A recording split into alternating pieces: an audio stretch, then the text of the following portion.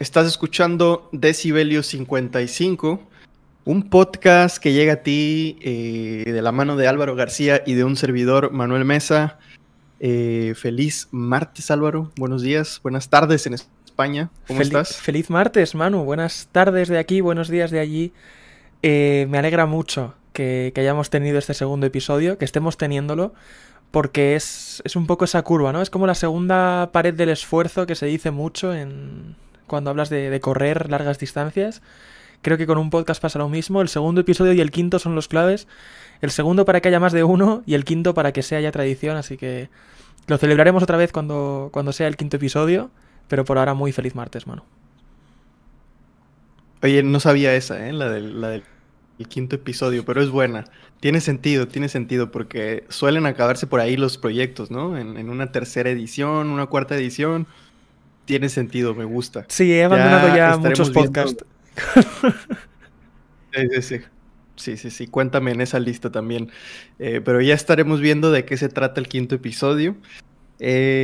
Por lo pronto, ¿sabes qué me interesa platicar, Álvaro? Antes de empezar de lleno con cuestiones de trabajo y todo esto. Cuéntame. Eh, yo escucho un podcast acá o un contenido, vamos a decirle acá en México, que se llama La Liga de los Supercuates.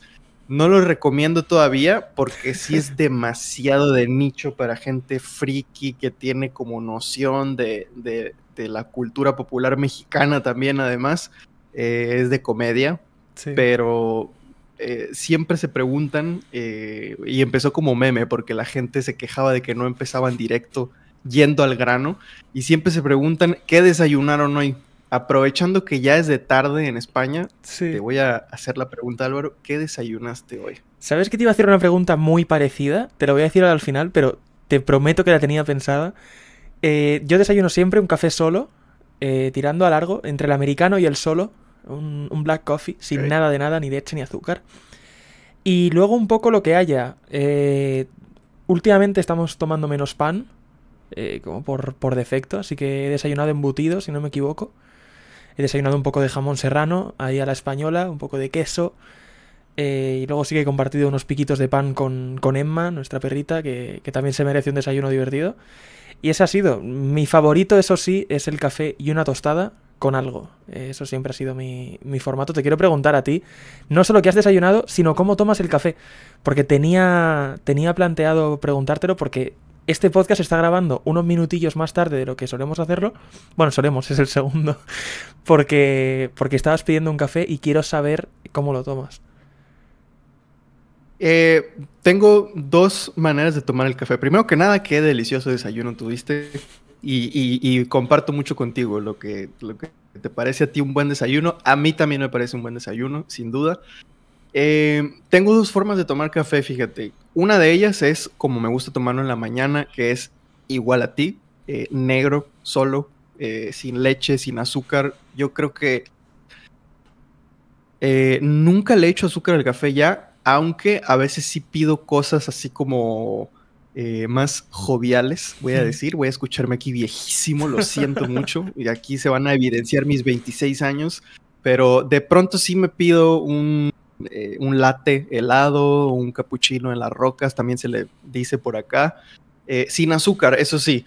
Eh, Hay algunas cafeterías que luego te dan un latte helado en las rocas con vainilla sin azúcar, ¿no? Que al final de Hmm. cuentas es lo que procuro, que no tenga azúcar, pero hasta hace unos meses, yo creo, ya no lo paso tampoco. Ya no.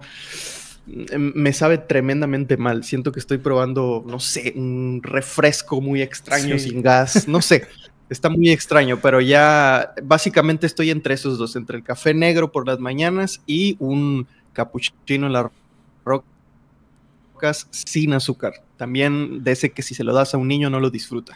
Pero esos dos son mis favoritos. Qué Qué buena bueno. pregunta, ¿eh? De hecho, es algo que me sorprende porque ya conozco a bastante gente que toma el café solo y la mayoría de nosotros somos periodistas o creadores de contenido periodístico.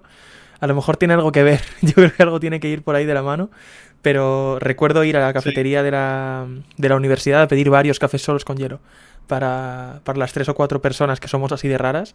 porque no es tan común esa orden. Y la verdad es que es una bebida muy periodística. Me alegra que también tomes el café solo. Me refugia en aquello de no estoy loco, ¿no? Sí, sí, sí, una identidad colectiva ya tenemos por ahí, pero sí, creo que es la forma más disfrutable. Y además, fíjate que yo ya perdí un cierto efecto que tenía el café en mí. Probablemente aquí estoy, las personas que saben de esto y nos escuchan aquí hablar al respecto están preocupadas. A lo mejor y ya llegué a un punto de adicción que no he detectado. Pero fíjate que el efecto ese de como de boost productivo, ya no lo siento, ya lo perdí. Es decir, el café ya es como una compañía obligatoria y ya no siento la diferencia entre estar en cafeína y no, en materia de boost productivo, ¿no? De sentirte como muy pilas, como me voy a poner a hacer esto, me voy a poner hiperfocus, como que ya no lo siento tanto, ya puedo estar relajado sin tener que estar trabajando, tomando café. Entonces ya no sé si ahí hay algún cierto tipo de peligro, pero sobre todo lo solía tomar cuando tenía estos momentos de hiperfocus, ¿no? Que creo que se da mucho, vamos a conectarlo con el tema de hoy, con trabajos propios, ¿no? Cuando tú te enfocas en algo que tú estás 100% comprometido a hacer, estás 100% motivado a hacer, y creo que eso se da sobre todo cuando estás trabajando para ti mismo, ¿no? Sí, muy de acuerdo. Y de hecho, me pasa igual. O sea, creo que la adicción a la cafeína también la compartimos. Me pasa muy parecido. Hasta el punto de que el primer café es rutina. Quizá incluso el café de por la tarde es rutina. Y si necesito ese boost, me tomo otro. Me tomo el segundo café de por la mañana o el segundo de por la tarde. O incluso recurro, y de hecho, aquí no tengo que hacer más que enseñar algo que está en mi mesa. Una bebida energética, si hace falta cambiar un poco el ritmo. Porque esa o normalización o adicción o ambas de la cafeína es algo que nos pasa mucho a la gente que necesita pues esa estimulación, ese superfocus que hemos dicho en varias ocasiones ya. Porque claro, en el trabajo propio, que es lo que compartimos tú y yo, para mí siempre ha sido un obstáculo el hecho de que tenemos que hacer tanto trabajo mecánico y productivo como creativo. Tenemos que estar en los dos lados de la materia, ¿no? Por lo menos es lo que yo siento, especialmente ahora haciendo Chapman 6, respecto a cuando es un proyecto ajeno, que no es un trabajo menos meritorio, ni menos válido, ni menos valioso, pero diferente, desde luego sí lo es. Y yo sí que también asocio ese boost de cafeína, o necesitarlo, más al proyecto propio que al ajeno. Sí, sí, sí, sin lugar a dudas.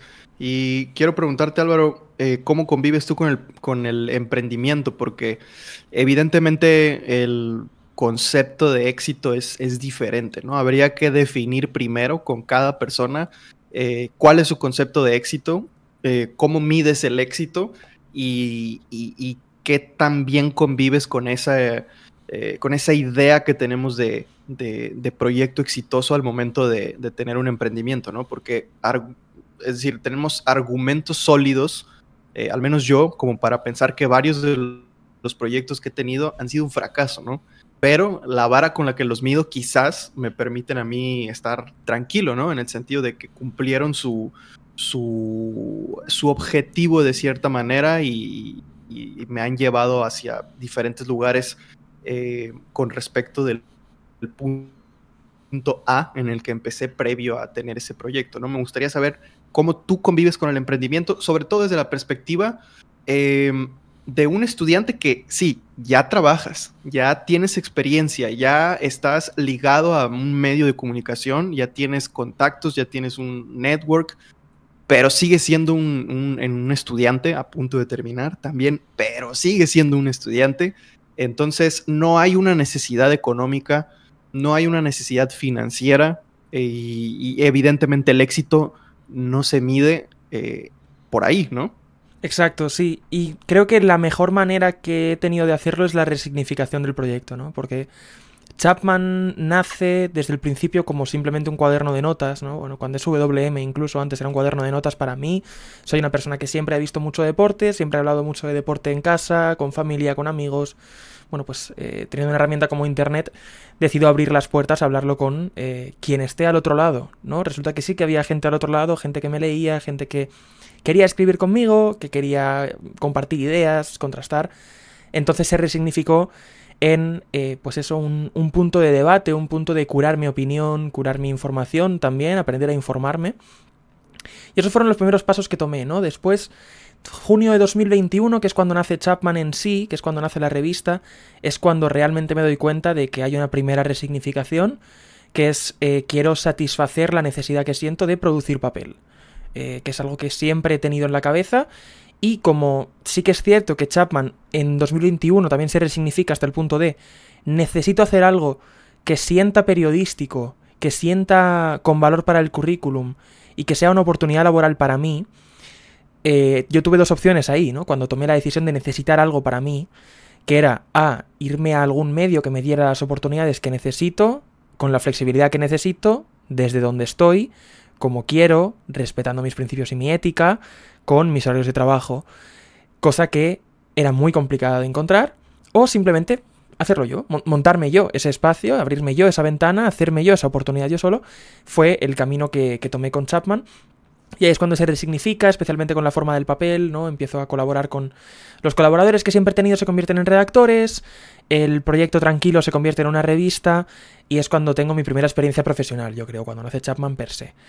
¿Qué pasa después? Es que yo termino el bachillerato, hago la prueba de acceso a la universidad, entro a la universidad y empieza la cosa a ser real, la cosa empieza a ser seria. Soy un adulto, he cumplido los 18 años, mi experiencia, además de ser un juego de periodismo, desde que estoy en la carrera, mi experiencia profesional es experiencia profesional a todas luces, y llega la guía de Qatar 2022, que es cuando se resignifica a un servicio a la gente como yo al otro lado. Quiero decir, crear aquello que me hubiera gustado tener y no tengo, que es algo que compartimos muchísimos creativos en el mundo. Recuerdo con muchísimo cariño cuando me lo dijo Alberto Ediogo en una entrevista, todavía en la WM, autor de Indomable para la editorial Panenka, una de las mejores cabezas de fútbol africano de la historia, yo creo, de la comunicación en castellano. Me dijo que él quiso escribir Indomable porque es un libro que le hubiera gustado leer y no pudo leer. Algo parecido pasó con la guía de Qatar 2022, que según sacamos el primer tuit, la gente nos empieza a contactar, necesitaba esto, madre mía, ¿cómo no me he enterado de que esto existe? Podéis enviarme una, en serio es gratis, puedo descargármela. Entonces encontramos esa nueva manera de satisfacer nuestros esfuerzos, ¿no? Que es conseguir que a la gente le llegue un producto que necesitaba, como si esa gente fuera yo, porque es un producto que me hubiera gustado consumir. Entonces de ahí nace la cobertura que hacemos de Covira en Granada, con el cariño que le hacemos, con esa perspectiva joven que lo hacemos. También nace de ahí pues los 2 o 3 podcasts que llegaron a convivir en 2023-24, esa reforma de Sonido Basket, Resto Directo, también NFL Dogma, y acabamos en esta última resignificación. Yo creo que desde que yo cojo el teléfono a Runners World y entro a trabajar como propiamente dicho, ¿no?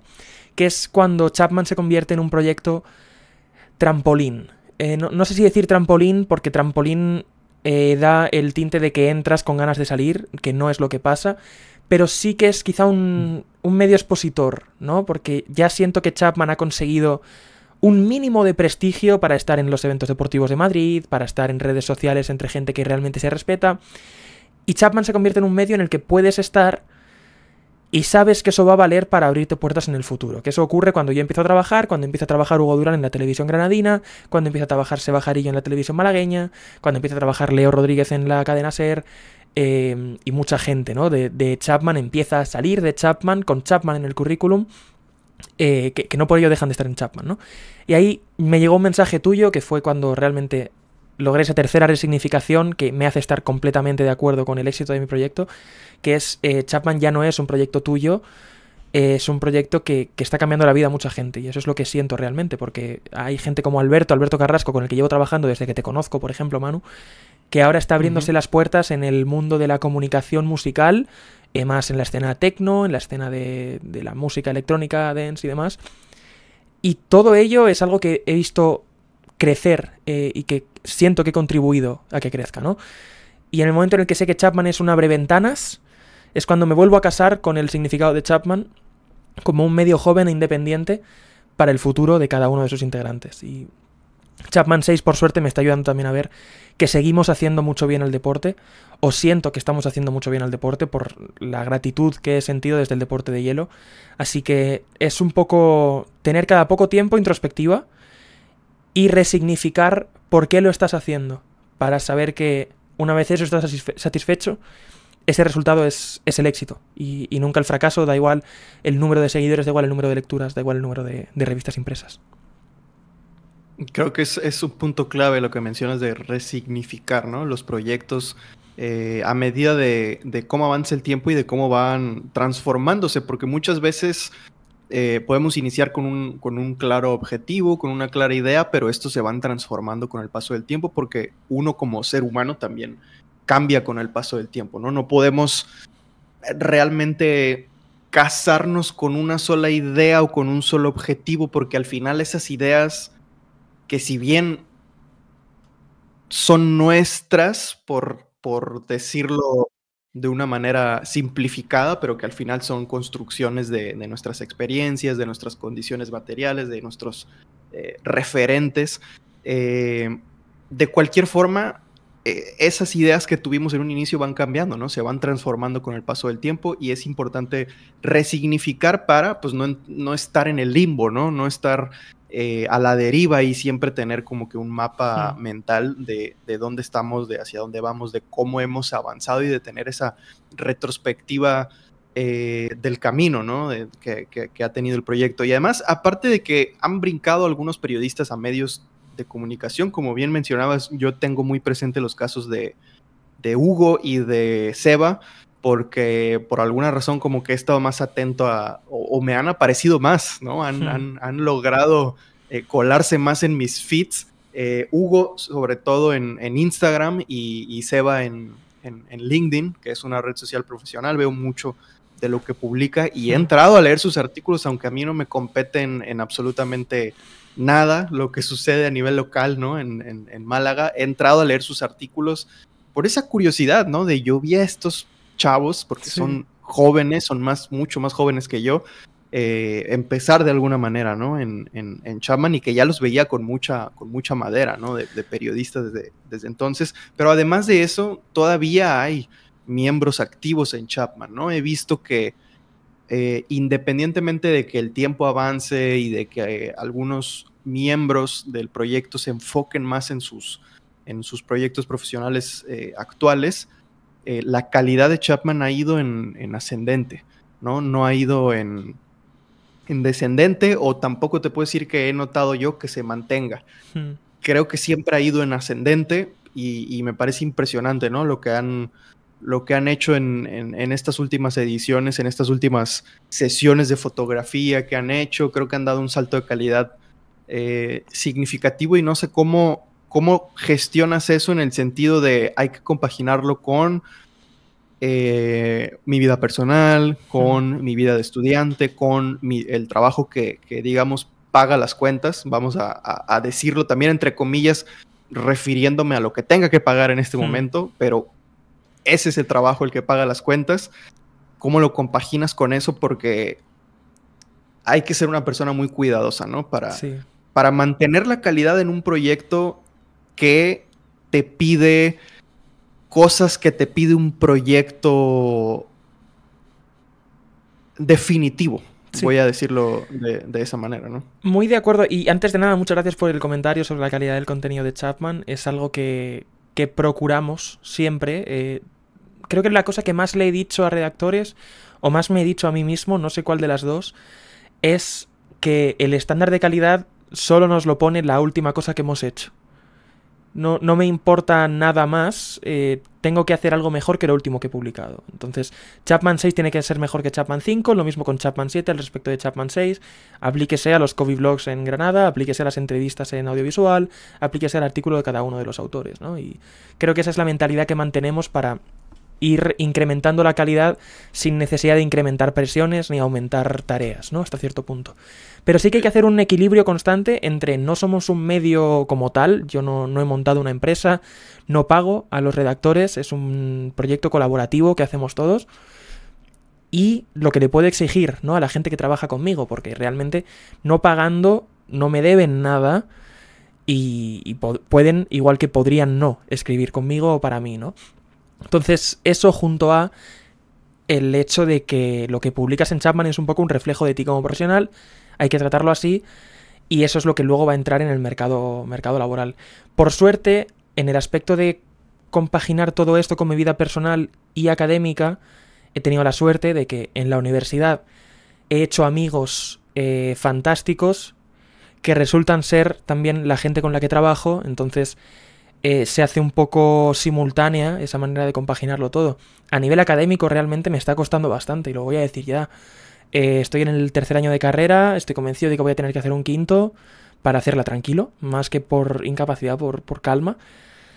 Y sí que es cierto que he sacrificado el tiempo académico por encima del resto, ¿no? He priorizado mi vida profesional a la académica, principalmente porque estudiar era para mí la puerta a poder empezar a trabajar. Habiendo trabajado, estudiar es, como me han repetido tantos periodistas que he entrevistado desde los 14 años, un trámite.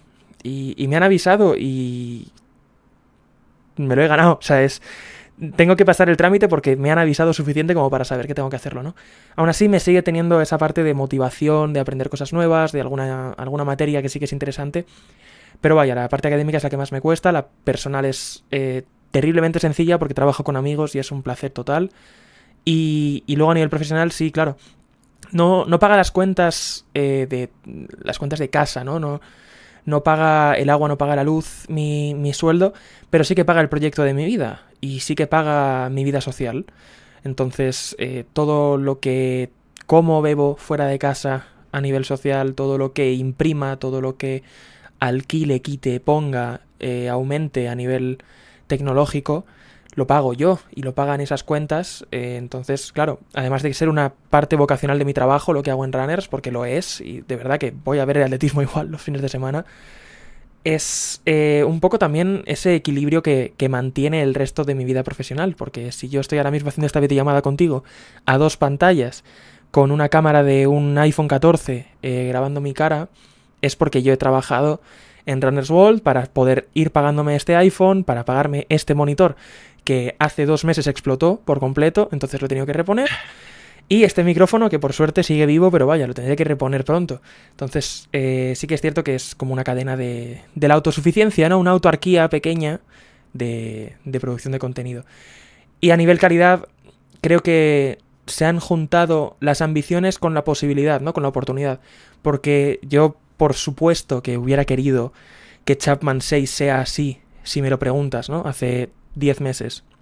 10 no, porque justo hace 10 la empezamos. Hace un año entero, exactamente este día el año pasado, si me dices que Chapman 6 va a ser así, te como la cara, te pago lo que haga falta para que sea así. Pero se juntó esas ganas de dar un paso adelante a nivel profesional y vamos a intentar hacer fotos con los protagonistas sí o sí, con que se nos abre la puerta de poder utilizar el estudio en el que ahora lo hacemos, ¿no? Y ese espacio, que ahora es casa, para nosotros es totalmente una casa, es donde recibimos a los atletas, donde les entrevistamos y les hacemos las fotos. Sin ese sitio Chapman 6 no existe, ¿no? Entonces, esa ambición y ese estándar que nos ponemos de tiene que ser mejor que Chapman 5, es decir, las fotos van a ser nuestras, es como el criterio principal que teníamos para Chapman 6, se abre tenéis el mejor sitio del mundo para hacer fotos. Y trabajando entre amigos, que hace que se compagine solo, ya es un escenario divino para todos, que además con el paso adelante que ha dado Alejandro Gallego, que es el más chavalín de todos, si no me equivoco todavía en la redacción, 2006 el crío, acaba de cumplir los 19, ahora que está en sus años de universidad y no teniendo que luchar por entrar a la universidad en bachillerato, que es por lo que no pudo hacer tanto contenido, ha dado un paso adelante, ha sido mi socio a nivel de creación de contenido escrito. Nos fuimos juntos a Donosti a hacer lo del curling, nos ayuda con todas las entrevistas y demás. Entonces se incorpora una pieza nueva al proyecto que tiene un mejor sitio para hacer realidad sus expectativas, que encima tiene una motivación extra y ahora también fondos desde que trabajo. Entonces se ha unido todo para que Chapman dé un paso adelante y estoy muy orgulloso de ello. ¿Tú tienes 20 o 21 años, Álvaro? Tengo 20 todavía. 20, ok. Voy resolviendo dudas que de pronto me surgen cuando vas hablando. Otra duda que tengo, ¿el lugar donde toman las fotografías es rentado? ¿Ustedes alquilan ese lugar? No, es un sitio en el que trabaja Hugo Vargas, que hace fotos con nosotros. Es el lugar en el que trabaja y como es un mozo del sitio, ¿no? Es un mozo de llaves. tenemos la oportunidad de, cuando el estudio está vacío, nos permiten entrar a hacer las fotos, nos permiten entrar a entrevistar a la gente, siempre que lo dejemos perfecto, y es una oportunidad a coste cero que nos ha regalado una revista años luz de la anterior que publicamos, ¿no? Entonces es un sitio en el que estamos gracias al trabajo de Hugo. Hugo no es que se lo lleve gratis, Hugo no es que nos esté metiendo de manera clandestina, es que está trabajando en ese sitio y luego lo cobra también en horas que puede usarlo, ¿no? Una de las formas de cobrarlo es la oportunidad de tener el estudio para proyectos personales como este. Y es uno de los mejores estudios fotográficos de Madrid. Tiene todos los recursos que necesitamos y muchísimos más, porque todavía no sabemos hacer ni la mitad de las cosas, ¿no? Entonces, es de verdad, si algún día te pasas por Madrid, que por supuesto vendrás a mi casa, te obligaré a convivir conmigo, te enseñaré ese sitio porque es realmente maravilloso. Y son las puertas de Disneyland para nosotros, ¿no? Es aprender a jugar con total libertad. Buenísimo. Y también quiero hacer un cierto, pues no sé si paréntesis, porque realmente no tenemos ningún tipo de guión. El guión de nosotros es venir aquí a terapia, básicamente. Cosas, sí. Sí. Y hablabas un poco también de estudiar para trabajar, ¿no? Que a lo mejor en el periodismo ese mapa común que tenemos en mente de primero paso 1 estudiar, paso 2 buscar un trabajo, como que en el periodismo no existe, ¿no? No sé si referirme al periodismo como tal, porque el periodismo es una cosa inmensa y yo tengo mucho respeto para los periodistas que viven el periodismo de una manera única, que hoy en día es más escaso, ¿no? Ese tipo de periodismo puro de desaparecerte, de irte a una comunidad y de no saber de oficinas por 2 semanas y que te paguen por esa investigación. Creo que estamos ya en un momento en el que es más escaso, ¿no? Pero refiriéndome a lo mejor al periodismo digital o a la creación de contenido deportivo, a la comunicación deportiva en medios digitales y todo esto, como que ese mapa no es muy compatible, ¿no? No existe mucho el de tienes que estudiar para trabajar, sino que más bien te abre ciertas puertas, te da ciertas ventajas, pero te comparto un poco de mi experiencia con ese sentido. Yo soy licenciado en administración, digamos que mi vida iba con ese mapa normal, ese mapa común de la persona de clase media en México, de estudias tu educación básica y luego vas a la universidad y después de la universidad pues ya vas a buscar un trabajo, ¿no? Yo termino la universidad de manera abrupta porque nos ataca la pandemia en 2020 y me regresan a mi casa, ¿no? Y me ponen a estudiar un cachito de lo último que me faltaba de manera online.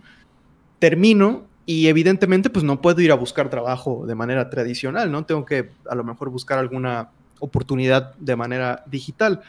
Pero lo que yo me pongo a hacer sin darme cuenta que sería el inicio de otra carrera, de no dedicarme a la administración, de no dedicarme a los negocios, lo que empiezo a hacer pues es un podcast que luego se convierte en un sitio web, empiezo a escribir artículos ahí y bueno, ya hemos platicado esa historia, ¿no? Pero hace no mucho tiempo, de hecho antes de que tú entraras a la carrera, cuando ya estabas a puntísimo de entrar, yo me planteé estudiar periodismo. Porque había una opción en México, cualquier duda que tengan con este respecto, si alguien de México nos escucha y le interesa, pues con gusto podemos responder. De momento lo digo de manera vaga. Hay una opción en México que te permite estudiar periodismo digital, ¿no? Es una carrera que ya existe acá y te permite hacerlo desde tu casa, ¿no? De manera remota. Sí. Sí. Y en una universidad muy buena, además, en una universidad que tiene cierto nivel de prestigio. Y me planteé estudiar esa carrera. Me recuerdo en algún momento que incluso platicábamos, ¿no? De, pues a lo mejor íbamos más o menos como a la par, a lo mejor este sale primero que el otro y no sé qué, y bla, bla, bla. El punto es que no, al final de cuentas no entré, pagué mi inscripción y llegó un punto en el que, no sé, entré en pánico, como que me sentí con mucha presión, me sentí hasta cierto punto como incómodo, como perdido, como no, con muchas dudas, ¿no? Y no estudié periodismo digital pero volví a tener la misma inquietud. Creo que esto ya no lo compartí precisamente por lo mismo. No quería dar la impresión de ser una persona muy inestable, porque ya he dado esa impresión, estoy seguro, a más de una persona en más de una ocasión. No es algo que me enorgullezca, pero tampoco es algo que me avergüence. Y lo mantuve como más en privado, ¿no? Como de manera más discreta. Lo analicé, vi las cosas que me podía dar de beneficio, pero muy poquito después de eso me aparece una oportunidad para trabajar en el medio en el que estoy trabajando hoy en día. Me pongo a investigar al respecto de este medio porque evidentemente, aunque tú estés en el primer filtro, tú ya te estás haciendo ilusiones de si entro a trabajar aquí, que bueno, al final de cuentas entré, enhorabuena por eso, por el Manuel del pasado, kudos para él, pero en ese momento todavía no sabía que iba a entrar, pero sí sabía que ya estaba en pláticas, ¿no? Y me pongo a investigar sobre este medio de comunicación y veo que tienen por lo menos un par de los sitios web más populares a nivel global en inglés de fútbol. Me pongo a ver qué clase de redactores trabajan ahí, veo que todos son periodistas deportivos del Reino Unido, periodistas deportivos de Brasil, de Estados Unidos, y cuando entro en sí, me empiezan a dar como ese trato a mí, que yo era totalmente ajeno a que me trataran de esa manera. Creo que la única persona que me trataba como tal eras tú en el pasado, pero empiezo a recibir ese trato de somos iguales, ¿no? De tú y yo somos colegas, y me vuela la cabeza, ¿no? Me vuela la cabeza en el sentido de, oye, pues ya no sé si enfocar mi tiempo en ponerme a estudiar 3 años, 4 años, una carrera, cuando en esta empresa hay periodistas que me están tratando como periodista, y además no solo me tratan como periodista por estar ahí, sino que hubo una capacitación detrás, hay cursos dentro de la misma compañía que enriquecen tu currículum también y que te enseñan las mejores prácticas, sin descuidar, digamos, lo esencial del periodismo tradicional, porque evidentemente es una parte que se descuida cuando te enfocas en solamente el rendimiento digital. Pues entro en ese dilema, ¿no? De quizás yo no necesito estudiar, sí prepararme, sí seguir aprendiendo, pero no estudiar, no enfocarme en estudiar una carrera o digamos, obsesionarme con el hecho de tener un título de manera negativa. No me refiero de ninguna manera a no aprender, porque creo que no he dejado de aprender y no tengo intenciones de dejar de aprender. Luego aprendes algo, llegas a otro medio y tienes que desaprender y aprender otra vez porque hacen las cosas completamente diferente, y eso creo que es perfectamente común. Pero sí me refiero al tema de no obsesionarme, ¿no? Con un papel, nunca voy a poder decir que soy licenciado en periodismo. Ok, quizás no voy a poder decir que soy licenciado en periodismo, pero puedo decir que trabajé aquí, puedo decir que estoy publicado en este otro medio importante, puedo decir que estoy publicado acá, y tengo el currículum, el papel que sí tengo, digamos que es el currículum que me va a permitir brincar de un medio a otro en caso de que sea necesario. Quiero hablar de eso, de estudiar para trabajar, y de cómo ya no es el camino habitual u obligatorio, ¿no? Sí, es curioso, porque yo diría que sigue siendo necesario. Quizá es porque lo he escuchado mucho, no sé si es doctrina, no te sabría decir, pero creo que sí que es el camino. Es imprudente a todas luces recomendar no hacerlo, ¿no? Y creo que estamos todavía en ese punto de que decir que la carrera no es necesaria es un problema. No porque la carrera en sí te vaya a poner en una posición de privilegio respecto al resto, ¿no? Sino porque ahora hay tantos periodistas, hablo de España, no puedo hablar del resto, evidentemente. En España hay tantos periodistas graduándose cada año que el punto competitivo ya no es tener o no la carrera, es hacer o no un máster. O sea, el camino ordinario es carrera universitaria, máster universitario, prácticas, trabajo. Lo cual te pone a trabajar alrededor de los 30 o al final de los 20, ¿no? Da un vértigo terrible. Sí que es cierto que hay una gran cantidad de fueras de serie, especialmente en el periodismo digital, especialmente en el periodismo deportivo, quizá en la prensa rosa, quizá en el periodismo musical, ¿no? Donde la estructura es algo más libre en la que hay fueras de serie que salen antes de la carrera o que... Por ejemplo, yo no quiero hablar de nombres en específico, pero sé que si tú y yo nos ponemos a hablar de referentes del periodismo deportivo español, la mitad de los que decimos no terminaron la carrera. La mitad o más, ¿eh? Porque son típicos profesionales que acaban emprendiendo o trabajando antes de terminar el curso. Y no es un problema, eso es fantástico. Pero también te quita la posición de quejarte del intrusismo, ¿no? Entonces empieza también a haber gente como tú, que viene de otras vías profesionales y que empieza a ejercer sin tener la carrera, lo cual es completamente justo y necesario para mí. Ahora, ¿qué juzgas, ¿no? Como empresa, ¿qué juzgas como empresa? Un chaval que acaba de terminar la carrera y quiere empezar a trabajar, o un tío que quizá no la tiene pero lleva 3 años trabajados, o tiene una iniciativa diferente, ¿no? Y creo que ahí es donde se diferencia el periodismo digital, el deportivo, prensa rosa, musical, esos periodismos quizá menos importantes, quiero decir, hasta el punto de cambiar el mundo, ¿no? Porque el periodismo de sucesos, el periodismo político sí que cambia el mundo, el periodismo económico cambia el mundo. Ahí la vía tradicional de estudiar prácticas, máster, trabajo, es no solo necesaria, sino recomendable a todas luces, ¿no? Pero claro, es que es un problema porque veo compañeros, he tenido compañeros en Inforradio, que es la radio universitaria, que son escandalosamente talentosos, escandalosamente buenos, que se tienen que pagar de su bolsillo un máster para tener una oportunidad laboral, quizá en prácticas. Es un problema muy grande, entonces es una cantidad de trabajo pequeña para una cantidad amplísima de periodistas que se van graduando, que tienen 2 maneras de diferenciarse: empezar a trabajar, lo cual es un privilegio, o estudiar un máster, lo cual también es un privilegio, pero encima te da la ventaja competitiva para siempre, ¿no? Es un problema muy grande y creo que se está destruyendo no el camino ordinario, sino la capacidad de diferenciar simplemente por los estudios. Y el camino ordinario va a tener que ser estudiar y trabajar para salir estudiado y trabajado, porque si no, no vas a poder competir. Y es un problema muy grande porque de verdad perdemos un montón de periodistas maravillosos en la simple inmensidad de gente que sale de la carrera, ¿no? Es cruel decirlo, pero hay periodistas que se quedan sin trabajo simplemente pues por no haber estado en la situación adecuada y son muchísimo mejores que el resto. Esto es así. Entonces la meritocracia hay que decir que no existe, y creo que desde luego, romper el camino ordinario en favor de una falsa meritocracia, de si empiezas a trabajar ahora lo vas a conseguir, es un oasis que no puede vender nadie, y te lo digo desde una posición beneficiada de esto, ¿no? De esta utopía. Es un problema muy grande que no somos capaces de resolver todavía. Yo sigo pensando que hacer una carrera más instrumentalizada, una carrera mejor, que saque mejores profesionales sí o sí, que no haya manera de que una persona que no ha estudiado periodismo sea mejor que tú, salvo que sea un fuera de serie total, ¿no? Creo que es la manera de hacerlo, que la carrera vuelva a significar algo, ¿no? Que haber estudiado periodismo te haga mejor periodista es esencial. Y no estoy convencido de que lo haga a día de hoy. Entonces en España tenemos ese problema, y no es que sea más común o más sencillo hacerlo por fuera, sino que hace más ruido.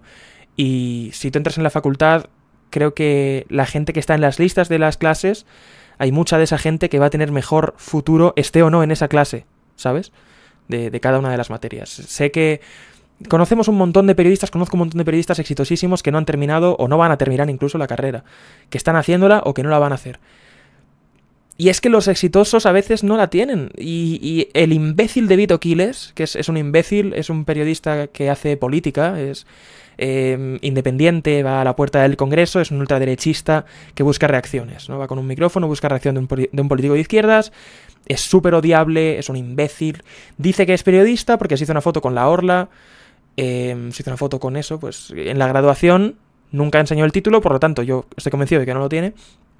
Y es que es uno de los máximos exponentes del periodismo joven y digital.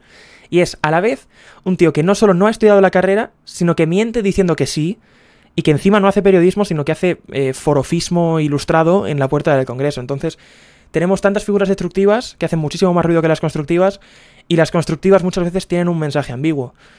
Por ejemplo, yo siento que soy una persona con la que se puede hablar a nivel periodismo joven, a nivel periodismo deportivo joven. Sé que estoy en una situación de privilegio y creo que puedo contar mi historia a gente a la que le puede ayudar.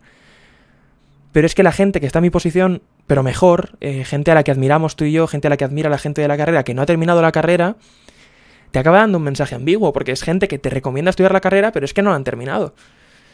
Es un problema muy grande, y es una espiral muy complicada de la que es difícil salir. Hay gente que por ejemplo, para diferenciarse estudia el doble grado. Esto le pasa a Alejandro Gallego, que además de pillarle más cerca de casa, pues es mejor para él estudiar 2 carreras en 5 años que una en 4. Fantástico para él, seguro que Alejandro no me cabe ninguna duda de que va a dedicarse a esto a tiempo completo toda su vida, porque es un fuera de serie. Pero tener que estudiar 2 carreras en vez de una para poder dedicarte a la principal, ¿no? Para poder dedicarte a la que realmente quieres, es un síntoma muy claro de que hay algo que se está haciendo mal. Sí, completamente de acuerdo contigo. Y un montón de cosas que mencionar con respecto a lo que acabas de decir. Me voy en el orden en el que mi cerebro lo dicte, porque tengo muchas cosas en la cabeza. Primero que nada, creo que no existe una persona de ultraderecha que no sea un imbécil. Amén. Eso primero. Continuando, fíjate que me di cuenta que de alguna manera estamos en un sistema muy complicado, ¿no? Es difícil ser una persona con una ideología. A ver, no es imposible, ni tampoco no quiero caer en ese tipo de estupidez de decir, oye, ¿cómo criticas al capitalismo si tienes un iPhone? A ver, creo que es uno de los argumentos más estúpidos, ¿no? A la hora de criticar al capitalismo y al sistema explotador. Pero estamos en ese sistema en el que los intereses los dicta el mercado, ¿no? El capital. Y muchas veces, a la hora de ser una compañía, un medio de comunicación que funciona como empresa, porque es una empresa al final de cuentas, tu necesidad termina reflejándose en ciertas acciones en concreto que le pides a tus trabajadores. Y esas acciones en concreto que le pides a tus trabajadores, pues hoy en día cualquier persona lo puede hacer, ¿no? Cualquier persona que se prepare al menos un poco y que sepa de lo que habla, lo puede hacer. Y lamentablemente a veces hay personas que no saben de lo que hablan, que están en esos lugares, ¿no? Yo, para bien o para mal, no escribo de cosas tan trascendentales.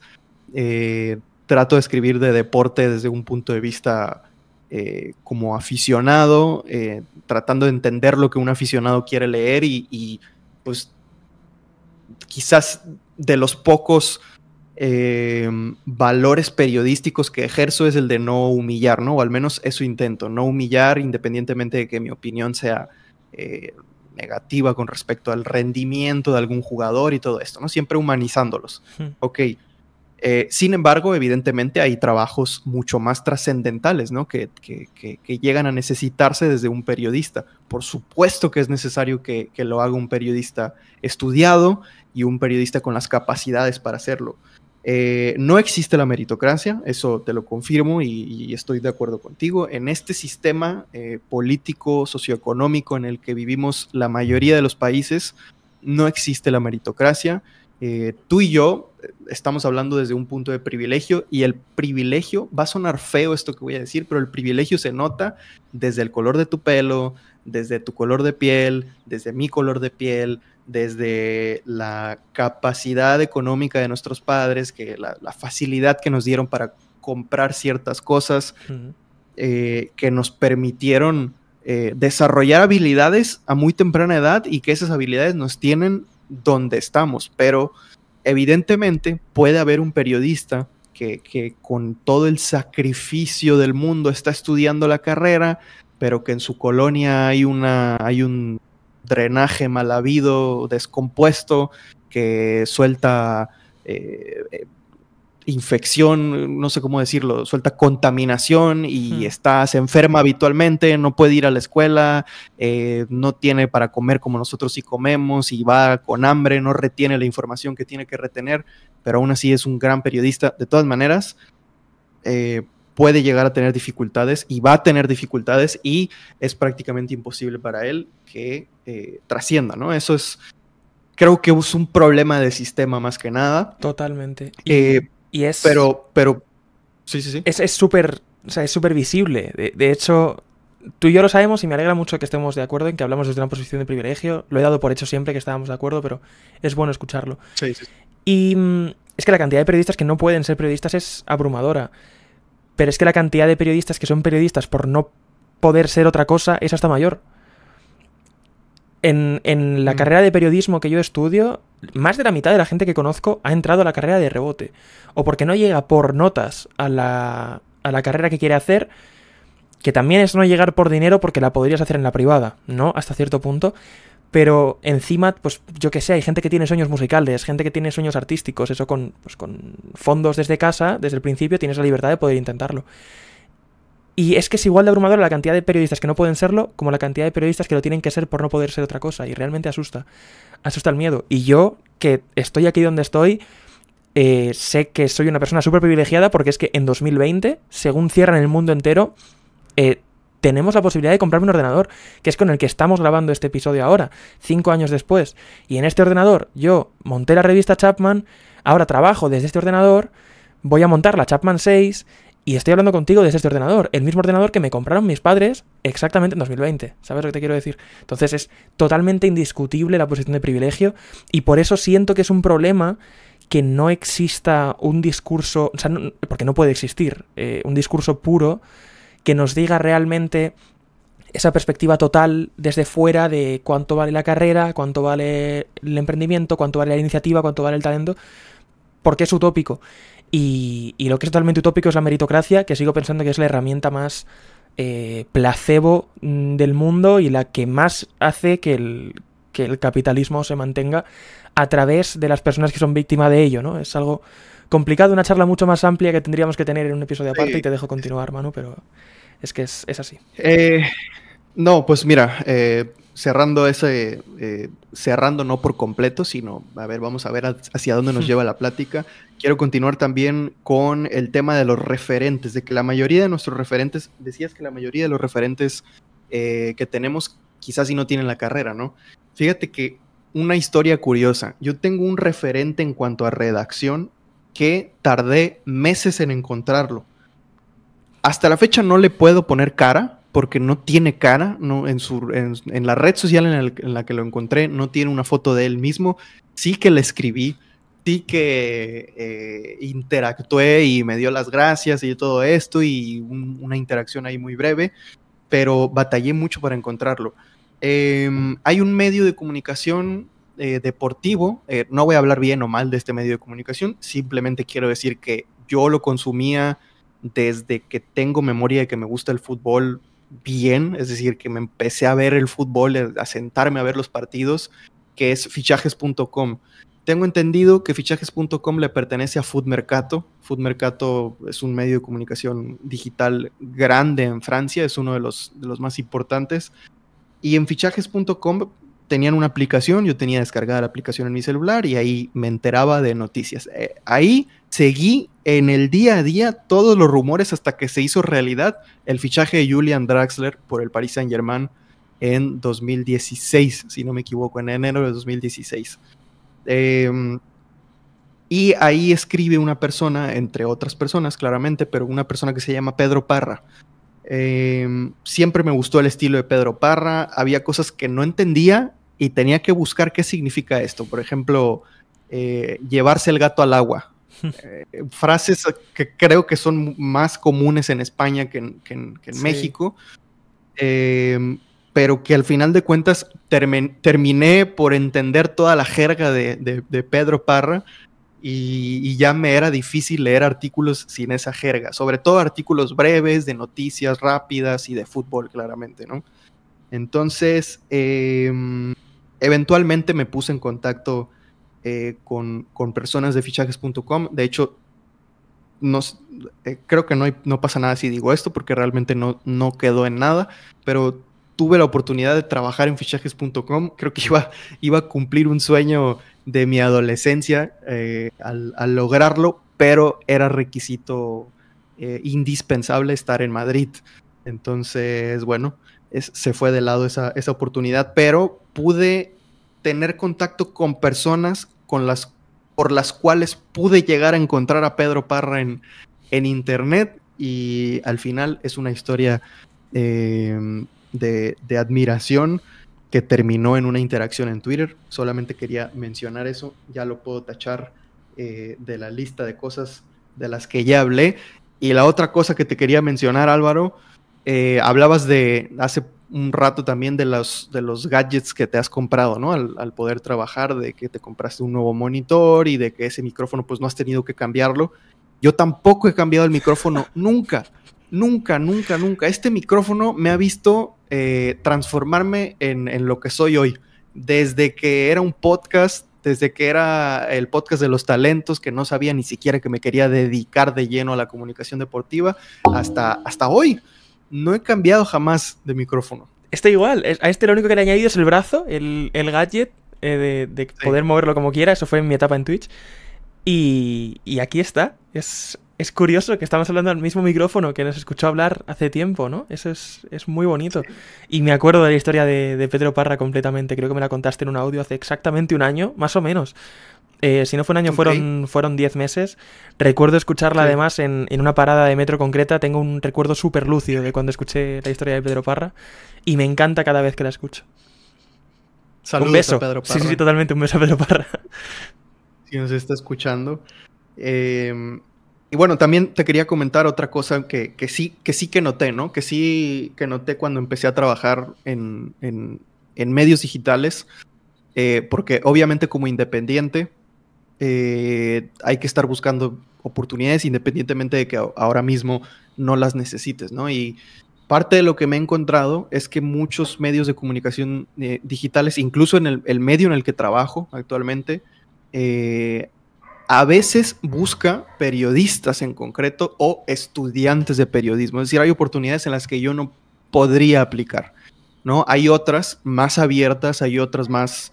pues sí, más abiertas en ese sentido de que a lo mejor y no estamos buscando tal cual un periodista, sino un redactor, un escritor que tenga experiencia en esta área y ahí fue donde pude encontrar ese cupo yo y obviamente en ese tipo de oportunidades es en las que yo siempre tengo que estar pendientes, ¿no? Porque también me he topado mucho con oportunidades que son exclusivas para estudiantes de periodismo y muchas veces también exclusivas para estudiantes de cierta región, ¿no? De cierto país, como que también, no sé si algunos propietarios de medios de comunicación hagan labor en beneficio de sus tierras, ¿no? De sus países, de sus respectivos países. Pero eso también quería mencionarlo. Me he encontrado eso. Evidentemente creo que también las oportunidades son limitadas. Al final, aunque tú tengas acceso a ver que hay una oportunidad, el aplicar y el que te acepten es otra cosa totalmente diferente. Muchas veces cuando piden estudiantes, pues pedirán que 2, 3 estudiantes, cuando mucho. Sí. Pero quería mencionar eso también. Y de las oportunidades que son públicas, quizá de todas esas estamos hablando que son una cuarta parte, ¿no? De las oportunidades reales. Porque la ¿sí? mayor parte de oportunidades que hay en el periodismo se hablan dentro de la empresa, entre toda la gente que trabaja allí, a, bueno, qué conocidos tenéis que puedan querer esta vacante, o enviad esta vacante a X personas. Así llegué yo a donde estoy. No me avergüenza decirlo. Yo llegué a través de una recomendación y esa oportunidad creo que nunca fue pública. Así que esa es la otra parte del periodismo, ¿no? Entonces, si haces todo el esfuerzo de buscar todas las ofertas de trabajo a las que puedes acceder por requisitos, sigues estando en una cuarta parte, como mucho, de las oportunidades reales que podrías tener, ¿no? Entonces, además de haber pocas oportunidades, porque si coges el 100%, siguen siendo muy pocas. Si hablamos del 25% al que tienes acceso, es que el periodismo es un sitio muy pequeño, al final. Estoy de acuerdo. Creo que también voy a dar un consejo, pero antes de dar este consejo tengo que hacer un gran disclaimer. No me malinterpreten. No creo en la meritocracia. Eso, número 1. Número 2, creo que es una falacia completa el decir que el que es pobre es porque quiere o que el que no tiene oportunidades es porque no se esfuerza. Es una estupidez completamente.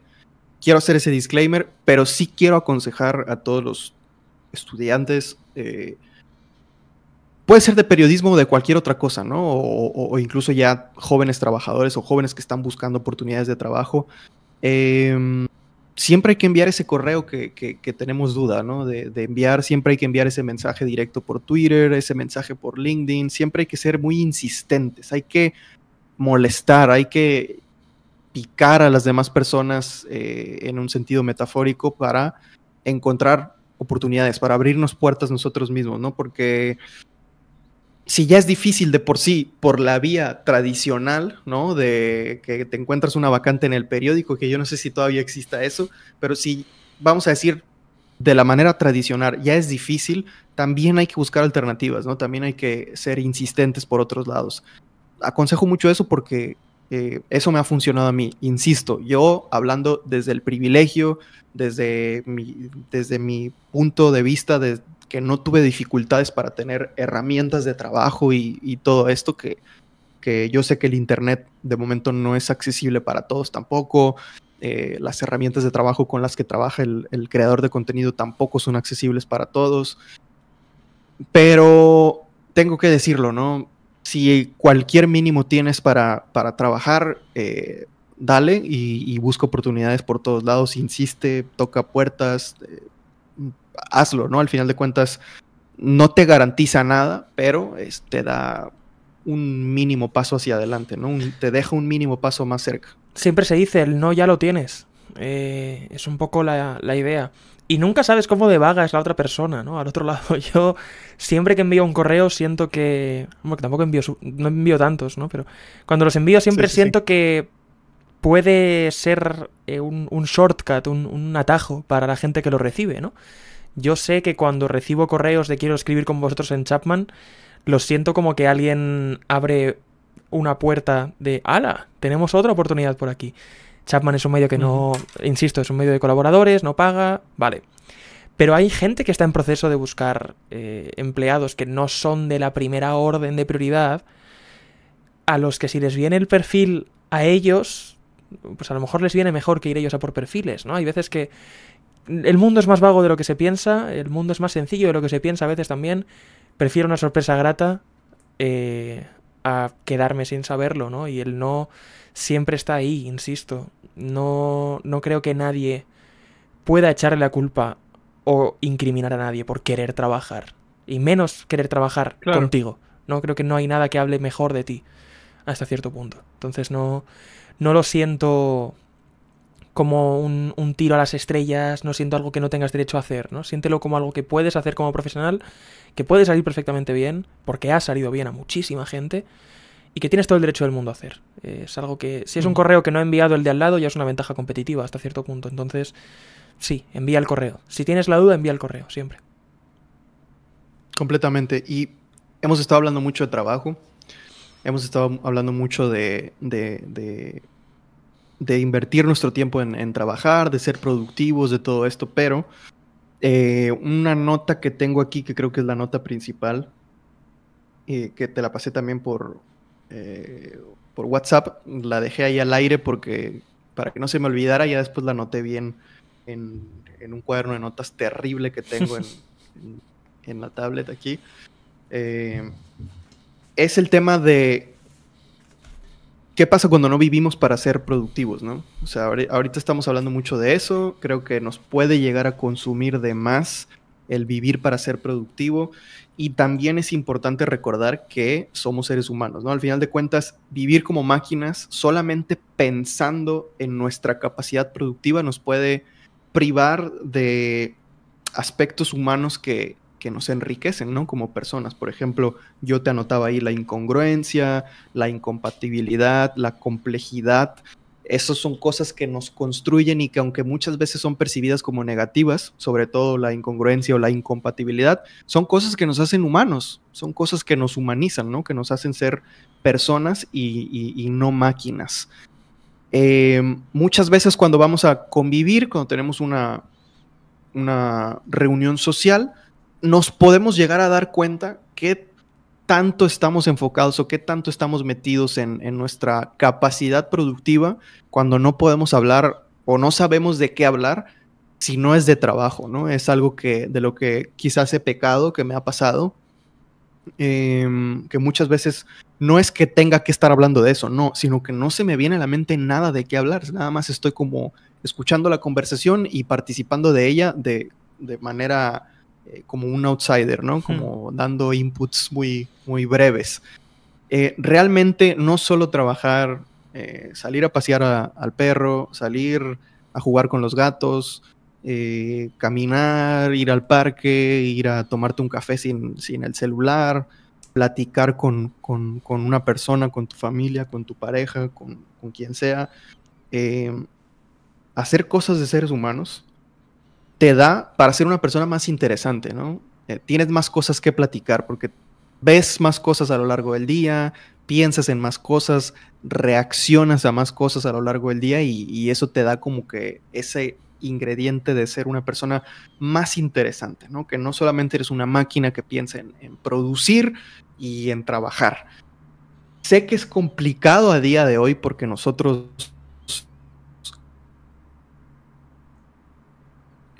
siento tenemos pues esa energía suficiente para que por el hecho de estar haciendo un trabajo que nos gusta, pues no sentirlo como un trabajo, pero es trabajo, es desgaste mental, es desgaste físico, es producir. Y luego también nos damos cuenta que no estamos produciendo solamente para nosotros, ¿no? También, más allá de que emprendemos y sí hay producciones que hacemos para nosotros, también trabajamos y producimos para otras personas, ¿no? Para terceros, para empresas y bueno, ahí hay cosas, ¿no? Pero el punto es, hay que ser más humanos también, ¿no? Sí, sí, y realmente la parte que has dicho, especialmente destaco la parte de te hacen una persona más interesante, ¿no? Creo que el momento que lo entendí mejor es cuando lo reenfoqué, ¿no? Y más que cómo es una conversación conmigo, es cuántos estímulos diferentes disfruto al día. Porque a lo mejor disfruto el mismo durante 7 horas, pero eso no es entretenido y no es algo que me despegue de la cama, no es algo que me haga restarle 5 minutos a la ducha para poder salir y seguir haciendo cosas, ¿no? Por poner 2 ejemplos tontos. Y cuando descubrí que lo que tiene que hacer, lo que hace profunda a una persona y lo que hace interesante a una persona es cuántas cosas diferentes le satisfacen, le hacen feliz, le estimulan, es cuando empecé a abrir un poco el abanico de cosas que disfruto. Entonces me pasó, pues eso, principalmente con la música, desde un prisma más pues analítico, más de amor al artista, más que recreativo únicamente, ¿no? Me pasó con la lectura durante un tiempo, me pasa con la cocina especialmente, lo hablamos en el pasado episodio. Pero es complicado porque el trabajo está siempre ahí, está siempre en la cabeza. Y ya no es solo el no hablar de otras cosas, sino que como es de lo que más sé y lo que más hago, es en lo que más cómodo me siento, en el diálogo en el que más cómodo me siento, ¿no? Me siento un experto, me siento capaz y me siento cómodo, porque me requiere menos esfuerzo quizá que otras cosas, pero es que es el mismo esfuerzo que el resto del día, y es un esfuerzo acumulativo y te acaba cansando más, es un efecto óptico el que te suponga menos esfuerzo. También es que tengo la vida social con la gente con la que trabajo hasta cierto punto y es un problema. Pero hay siempre atajos rápidos, ¿no? Y para nosotros uno de ellos es el chisme, el cotilleo, el chisme, que es una de las cosas que más reúnen a la gente apasionada por comunicar, porque es comunicar de primera mano y de la forma más primitiva y en el formato de la última hora, el reportaje y después la entrevista. Es que es de libro, es un programa de televisión en directo, siempre, de verdad. Analizad vuestras conversaciones porque es una mesa de debate de un canal de Telecinco por las tardes, cuando hay cotilleo, de verdad que lo es. Y luego a partir de ahí pues siempre te vas por derroteros, ¿no? Porque acabas contando anécdotas, acabas diciendo cosas sobre otra gente que alguien no sabía y la conversación por suerte va sola. Pero es que luego, como muchas veces cotilleamos sobre gente que también trabaja de lo mismo o trabaja con nosotros, pues acaba siendo un bucle, ¿no? Pero sí, hace más humano el diversificar, hace más humano el ocio, pero siempre hay peros, ¿no? Siempre hay un pero después de cada ocio, de cada cosa que te puede llenar. Entonces yo siempre insisto, más que a ninguna otra persona del mundo, me insisto a mí, en que el ocio lo tengo que medir por cuánto lo disfruto en el momento, ni por cuánto me gusta hablar de ello después con alguien, ni por cómo de orgulloso me siento de hacer algo, sino por cómo de capaz de desconectar soy, cómo de feliz soy haciéndolo, cuántas ganas tengo de volver a hacerlo al día siguiente.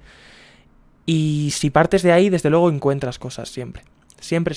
Y para mí, quitarme estigmas de toda clase, como es que lo dijimos en el pasado episodio, eso, los reality shows. Yo estoy ahora a punto de verme el último episodio de la segunda temporada de Perfect Match, que es una chorrada gigantesca de Netflix Estados Unidos.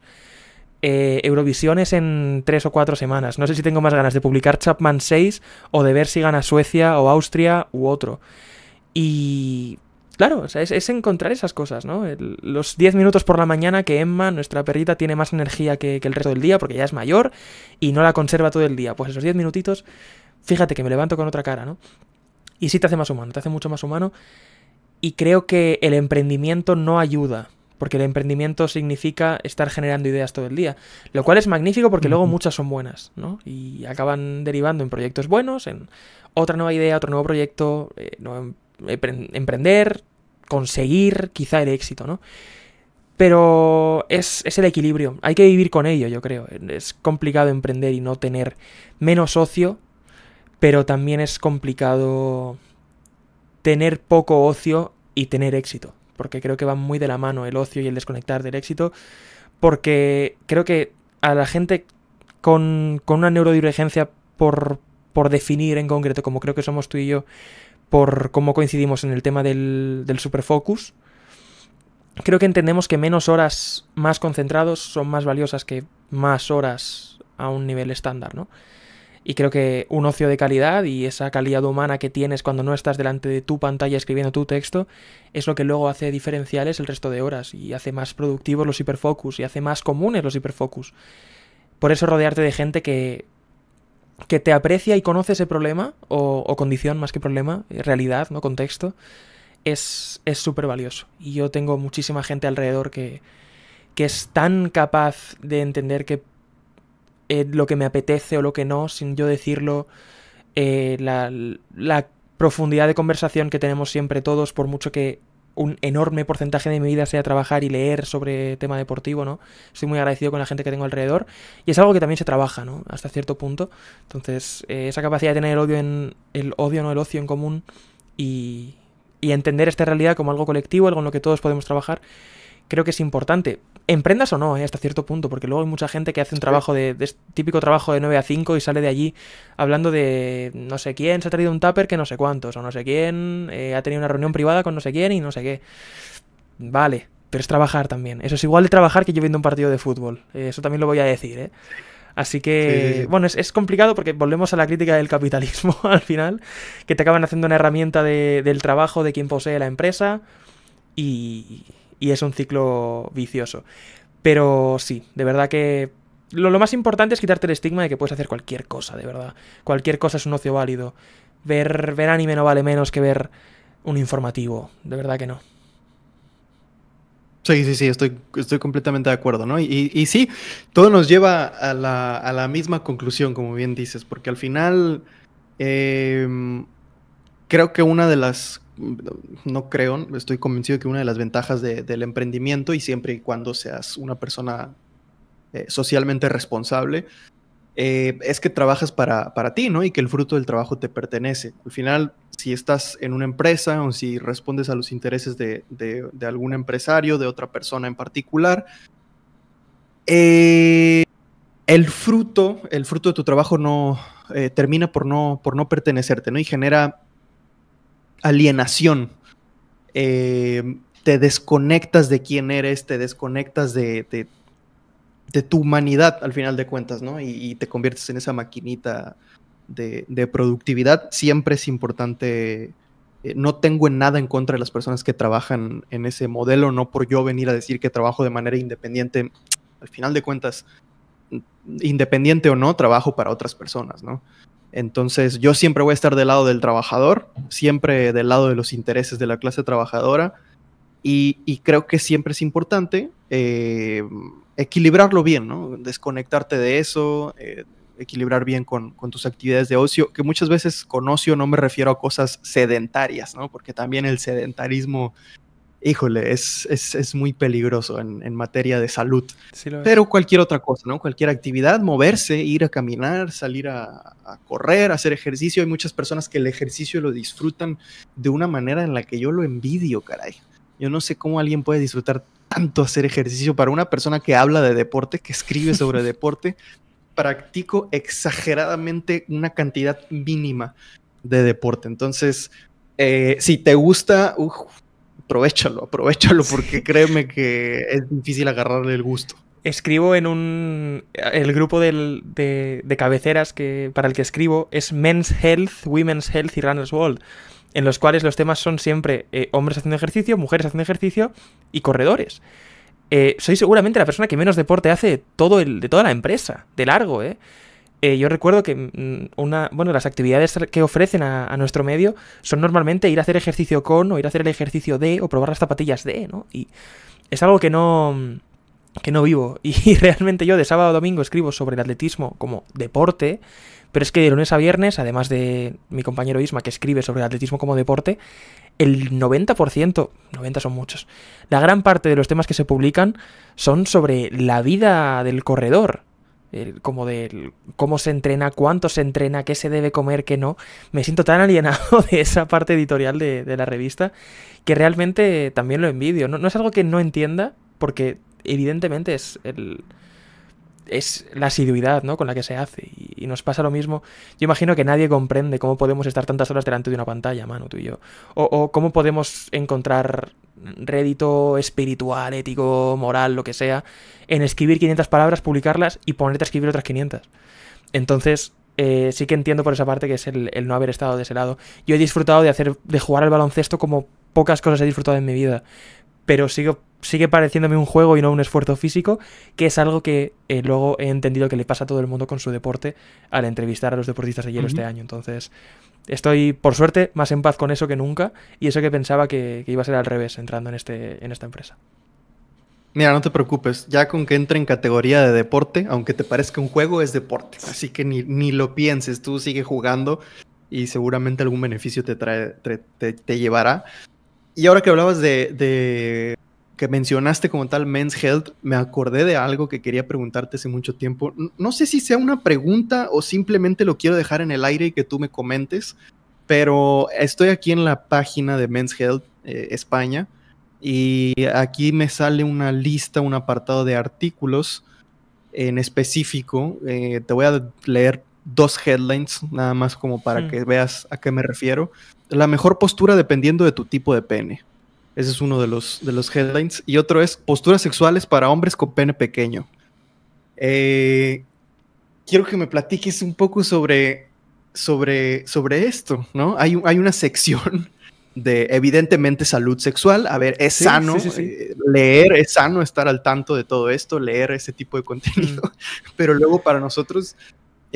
a ver, somos muy inmaduros, Álvaro. Sí. Somos muy inmaduros, ¿no? Todo el mundo lo es. Y creo que la mitad de los clics de estos temas son también en parte inmadurez, ¿no?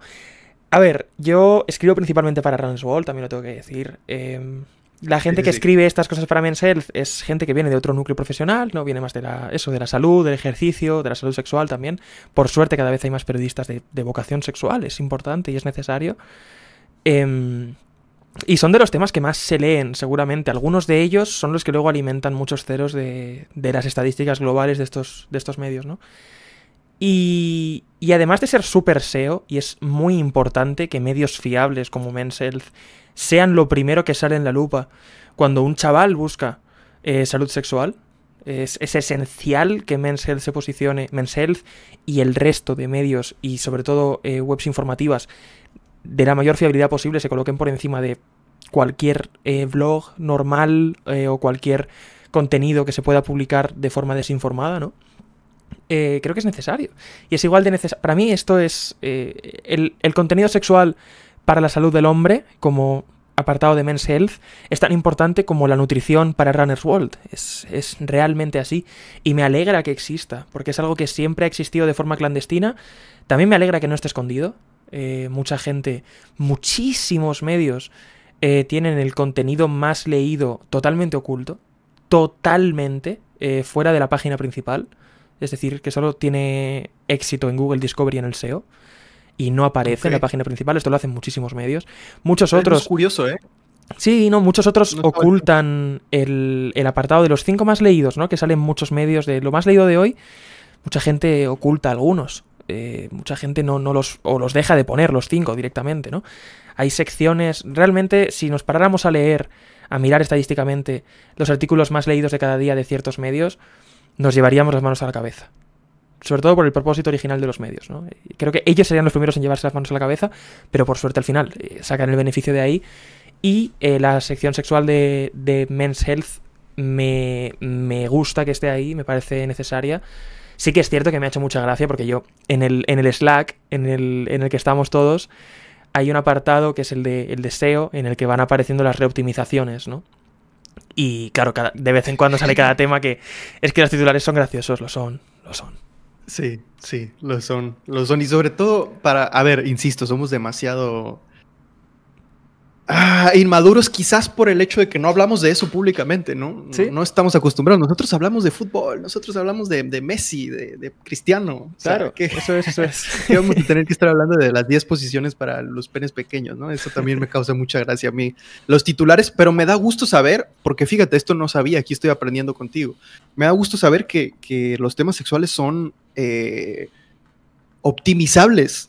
¿Sí? Que tengan buen rendimiento SEO en los motores de búsqueda. Yo no sabía, yo pensaba que, ya ves que ahora en Google se puso muy estricto con algunos anuncios, con estas cosas, ¿no? De los contenidos que monetizan, los contenidos que no monetizan, y muchas veces los contenidos sexuales no están monetizados. Tendrá mucho que ver la manera en que los abordas, ¿no? Y así que me da gusto saber que, a ver, esto es un tema de salud, ¿no? Estamos hablando de Men's Health. Totalmente.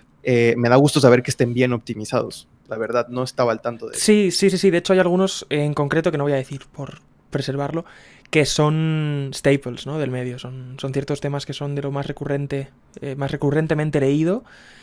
Y es importante, sobre todo porque hay mucha gente que tiene la duda, ¿no? Y quizá en el mecanismo propio de Google Discover... Bueno, estoy hablando de puro guess aquí. Yo esto no lo sé, no estoy en las reuniones de datos de esta parte de Men's Health.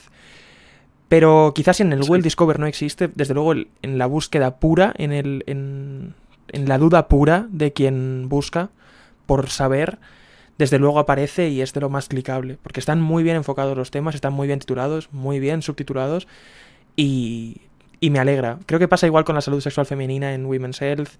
Pasa parecido con ciertos hábitos de correr, ¿no? En Runner's World. Y creo que es... dentro de las cosas que dan clics como concepto, ¿no? Creo que son de las más éticas, hasta cierto punto. Hay algunos que no firmaría yo, hay algunos que no. Y esto me pasa tanto en Men's Health como en marca, como en relevo, ¿sabes? Hay cosas que no firmaría yo. Pero me alegra, sí, de verdad que me alegra. Y que se considere salud real, la salud sexual es esencial. Porque creo que en Women's Health es algo que no ha sido tabú nunca. Porque también es un medio más joven siempre, ¿no? La versión femenina de cualquier medio siempre es más joven por defecto, por desgracia. Siempre hay que agradecer que exista. Y creo que es menos tabú, especialmente porque a través de la salud menstrual, pues se llega a la salud sexual y siempre se intenta cuidar. Me alegra que Men's Health también lo tenga. Además es un medio en el que la homosexualidad creo que también está muy bien aceptada y es un medio al que también se recurre desde el público homosexual, tanto como desde el público gimbro, ¿no? Y es algo que es un buen punto de encuentro para todos, me alegra. Hombre, pues kudos para Men's Health y para esta empresa que tiene estos medios de comunicación. Que luego, voy a decir la parte mala también, porque si no siento que lo he dicho como muy, muy bueno todo y tampoco me gusta.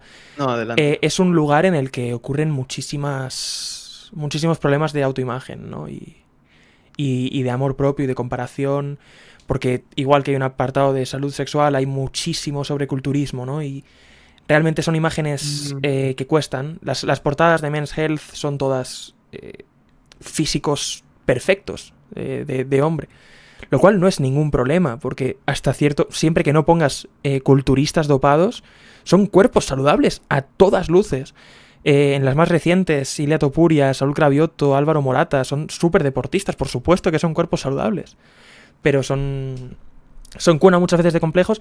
Me alegra saber que nunca es la intención, me alegra saber que se procura trabajar de la forma opuesta, se procura dar herramientas para llegar a la salud a cualquier persona, ¿no? Esto lo sé de hablar con toda la gente que tengo por encima en la empresa, me alegra profundamente.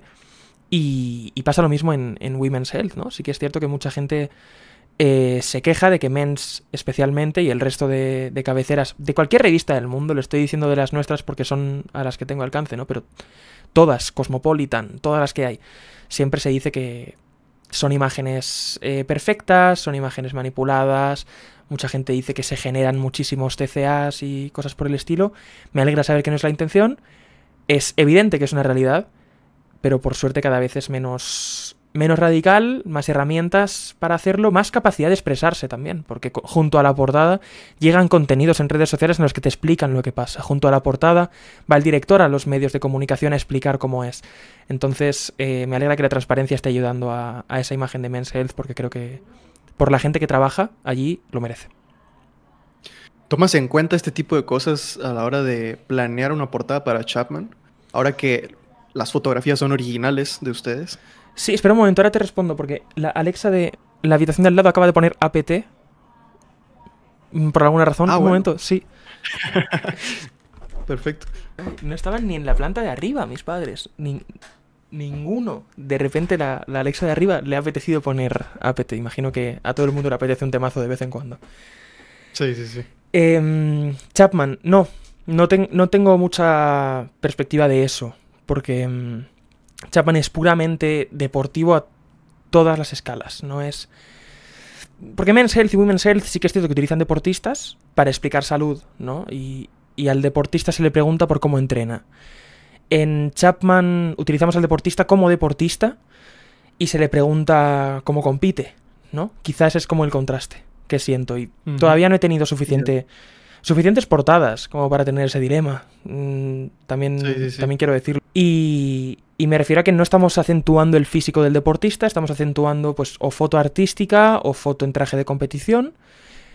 Y no estamos en contra de lo físico. De hecho, Hugo y yo somos muy frikis del tema físico, de cuánto mide alguien, cuánto pesa y qué tiene que perfilar de su físico para competir en cierta disciplina, ¿no? Porque es algo que muchas veces no se sabe. Y lo preguntamos porque hay perfiles físicos para cada deporte y esto es así. No hay pilotos de Fórmula 1 muy altos, no hay velocistas bajos y delgados, ¿no? Por ejemplo. Y eso es importante. En el futuro lo haremos, seguro. Esta, por suerte, todavía es simplemente hablar de deporte de hielo, no de por sí de la vida deportiva. Y desde luego me dará una ayuda muy grande haber estado trabajando aquí y haber hablado con la gente que trabaja aquí, si en algún momento vamos por ese lado. Buenísimo. Álvaro, te estaba a punto de escribir por Discord para hacerte una pregunta, ¿no? Para darle seguimiento a este episodio.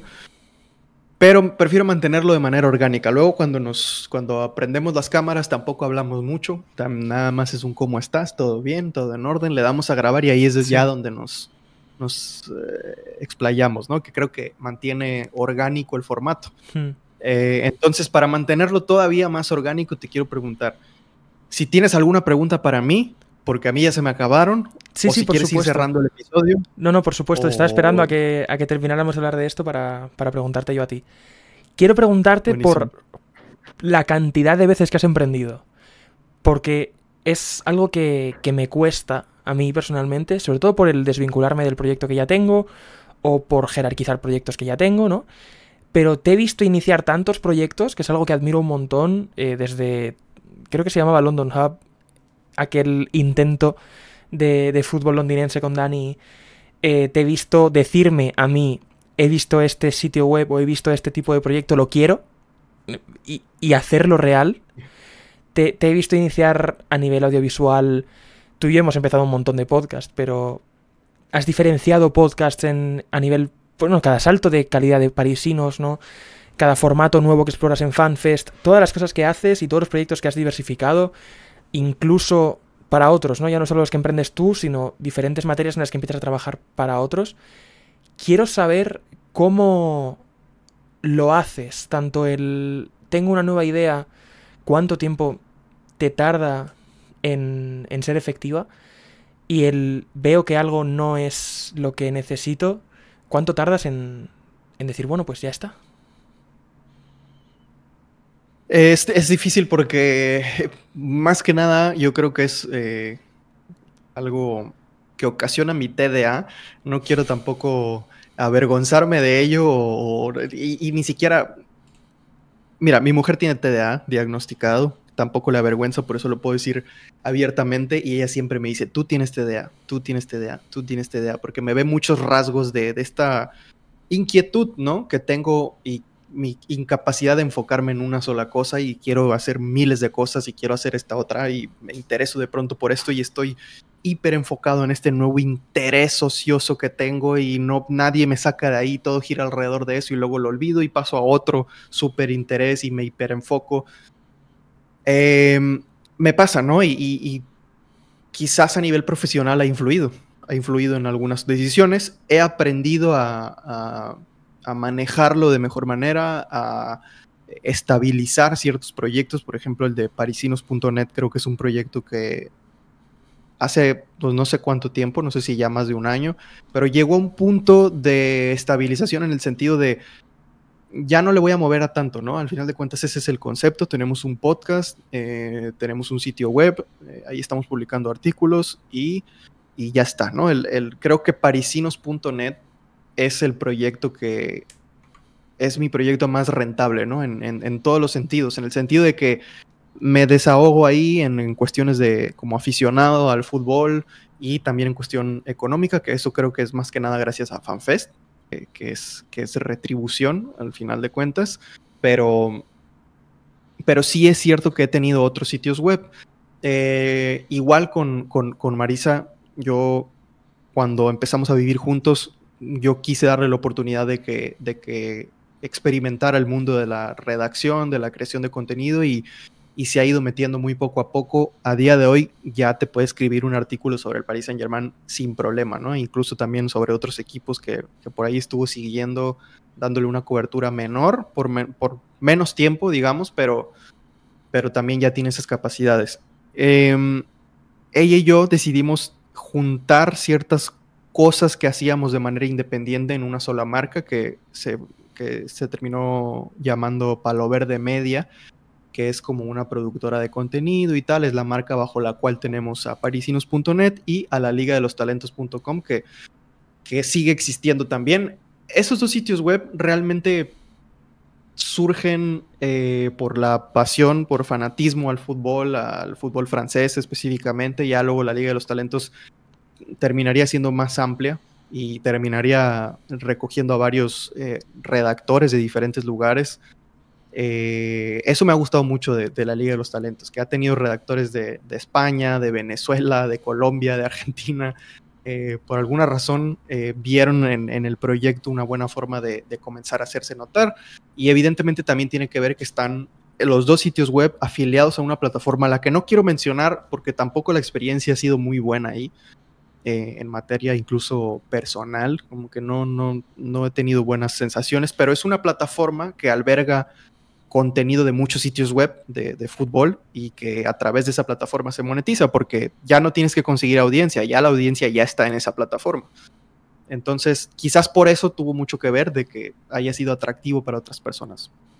Pero el hecho es que esos dos sitios web han sido los únicos que se han mantenido, pero he tenido muchos otros, como has dicho, ¿no? Bajo la marca de Palo Verde Media también fundamos un sitio web sobre el San Diego, sobre este equipo de acá, que a diferencia de lo que fue Parisinos, fue al revés. Empezó como un sitio web y terminó siendo un podcast. Sigue existiendo ese proyecto, se llama Croman Azul, pero ya es un proyecto colaborativo, ya no solamente es de Palo Verde Media, sino que también lo hago con los chicos de Sandiego.Fútbol. Sandiego.Fútbol es un medio de comunicación en inglés, basado en San Diego. Hay 3 periodistas ahí que se dedican a hablar de fútbol femenino, del San Diego Wave, del San Diego Loyal, de los San Diego Sockers. El San Diego Loyal creo que ya no va a existir, por cierto, pero los San Diego Sockers sí, que es de fútbol sala. Y del San Diego Fútbol Club, que es la más reciente adición al mix, ¿no? de lo que es Sandiego.Fútbol. Me contacto con ellos muy súper buena onda, receptivos, incluso ellos poniéndose a disposición de mí sin ni siquiera saber quién soy, y aterrizamos ese proyecto y digamos que se salvó Croman Azul de morir, ¿no? Como murió London Hub, como murió ¿qué otro sitio web? Paris Saint-Germain News, que es un sitio web que también fundamos bajo la misma marca en inglés. La cosa es que yo entré en este modo de super emprendimiento y tal. Teníamos también una fuente de ingresos que ya no tenemos. Tanto Marisa como yo, como Palo Verde Media, teníamos esta fuente de ingreso que nos permitía invertir, que no nos afectaba en lo absoluto nuestro bienestar, el gastar ese dinero en invertirlo para nuestros proyectos. Entonces de ahí podíamos pagar a redactores, ¿no? Y para mí siempre fue importante porque si yo lo estaba tratando como tal, si yo lo que quería era buscar rendimiento a través de estos sitios web y no algo más trascendental, yo tenía que ofrecer retribución, ¿no? Al final de cuentas, si el objetivo es generar dinero, yo tengo que ofrecer dinero para ello, ¿no? Para sentirme bien y para hacer las cosas bien. Al final se pierde esa fuente de ingreso y Paris Saint-Germain News desaparece. MLS Insider, que era otro sitio web acerca de la MLS, completo. También en un principio Croman Azul desapareció por eso, porque se fusionó con MLS Insider. Desaparece por la misma razón y al final de cuentas pues tengo que hablar con los redactores, explicarles la situación. Ya no hay fondos de inversión, fondos para invertir, quiero decir. Y así es como se terminaron los últimos proyectos en los que emprendí. ¿Cuántos he tenido? No tengo ni la menor idea, Álvaro, porque han sido muchísimos. ¿Cuántos han sido exitosos? Con la vara que yo tengo para medir el éxito, te diría que Parisinos, que creo que es el que sigue vivo, y la Liga de los Talentos, porque también la Liga de los Talentos, sin darme cuenta, se convirtió en eso, ¿no? En un trampolín para algunos redactores de empezar a darse a conocer, de empezar a poner su nombre y que aparecieran en plataformas bastante reconocidas a nivel global en cuanto a contenido de fútbol y luego pedir acreditaciones incluso. La Liga de los Talentos ha estado en partidos de la Liga de Venezuela, ha estado en entrenamientos de equipos inferiores en España, en Madrid. Esto gracias a Alexis Guanches. Le conocí hace poco en la presentación del libro de Miguel Quintana, un máquina, sí, un crack. Amigo de Alejandro Gallego, por cierto, también de Chapman. Ah, ¿sí? Sí, que está trabajando con el Rayo Vallecano, un auténtico crack, Alexis. Sí, y que se impulsó mucho por ahí, por empezar en la Liga de los Talentos. Era el redactor que más escribía allí por diferentes periodos. Yo siempre se lo he dicho, eres el Lionel Messi de la Liga de los Talentos, haz lo que quieras con el sitio web, haz lo que quieras con el correo corporativo, tú mueve, haz y deshaz. Esa es la forma en la que yo me siento cómodo teniendo personas como dentro de los proyectos que emprendo, ¿no? Porque ya no pude pagar como tal, entonces tienes total libertad, ¿no? Aquí está el acceso al dashboard de la plataforma en la que se publica la Liga de los Talentos. Haz lo que quieras. Aquí tienes un correo corporativo. Haz lo que quieras. Pide acreditaciones para lo que quieras. Y es como la forma en la que yo me he mantenido cómodo. Lo platiqué así también con Oscar Cortés, que es redactor de parisinos.net, y con Ignacio Rabagnan, no sé cómo se pronuncia la verdad, un tipazo también, redactor de Argentina. Siempre he sido transparentes con ellos, han estado al tanto de todo el tema desde que era un riesgo, desde que era un temor perder esa fuente de ingreso hasta que se convirtió en una realidad, han estado al tanto de todo y afortunadamente pues, siempre ellos agradecidos conmigo, ¿no? También trato de compartir información, toda la información que tenga en mi poder, de cursos, de PDFs que tenga que me han servido para formarme como redactor y todo esto, siempre se los comparto. Trato de compartir oportunidades que yo vea por ahí en las que yo, independientemente de que quiera o no aplicar, las envío y las comparto y trato de esa forma equilibrar, ¿no? Lo que han hecho ellos por los proyectos que he fundado. Pero sí, a grandes rasgos, ¿cuántos emprendimientos he tenido? No tengo idea. Muchos. ¿Cuántos han triunfado? Te diría que Palo Verde Media en general, por lo que es la Liga de los Talentos, por lo que es Parisinos, por lo que es Croman Azul, que apenas mañana va a ser se va a grabar la segunda edición de este podcast en español sobre el San Diego, con Alejandro Villaseñor, espero que me acompañe y que estaremos portando esta camiseta también. No crean que no me bañé por si me ven en ese podcast también con esta camiseta, sino que es la temática, ¿no? Es el uniforme.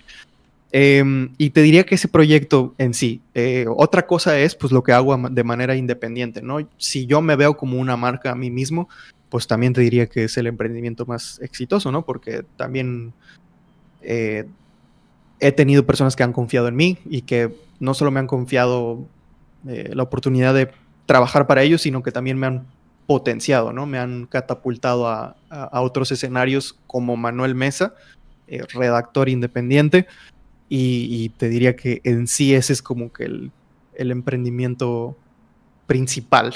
Y te recuerdo otros tantos, creo yo, de memoria. Desde luego, bueno, Decibelio 55, juntos, también lo tuvimos por ahí. Hijo de Decibelio 55, Revivido. 21. Sí, 21, el programa con Roberto Carlos. Roberto Carlos, sí. Sí. No confundir con Roberto Carlos, ex Real Madrid. No, Roberto Carlos el bueno, el de 21. Y, sí. Y te recuerdo también el proyecto de productividad, bueno, en el que creabas plantillas de Notion y demás también, como que me ayudaron a mí, me han salvado la vida en varias ocasiones. Así que desde luego, a nivel emprendimiento, sí que es cierto que te admiro un montón por esa capacidad de poner en marcha y de enseñar al mundo todas las ideas, ¿no? Es alucinante. Y quiero preguntarte, ya que me has hablado de Alexis, de Ignacio, de todos, ¿cómo llevas el tema de involucrar a la gente en los proyectos? Porque es muy complicado en general, porque tú y yo lo hemos hablado también, el tema de cuando no hay fondos, la exigencia no puede estar, ¿no? Porque exigir a alguien que trabaje para ti sin fondos es explotar, es de libro. Y no solo por ello, sino porque éticamente es condenable a todas las escalas. Pero también es cierto que siendo medios trampolín, ¿no? Por la parte de ser medios trampolín estás dando oportunidades a la gente, pero por la parte de ser tus medios estás confiando en esa gente para que tu proyecto salga adelante, ¿no? Entonces el proceso de selección, el trabajo con esa persona, la relación personal entre vosotros, es algo muy profundo, yo creo. Quiero preguntarte por eso. Sí, mira, yo estoy completamente de acuerdo contigo, ¿no? Al final pedirle trabajo a una persona y no pagarle es explotación.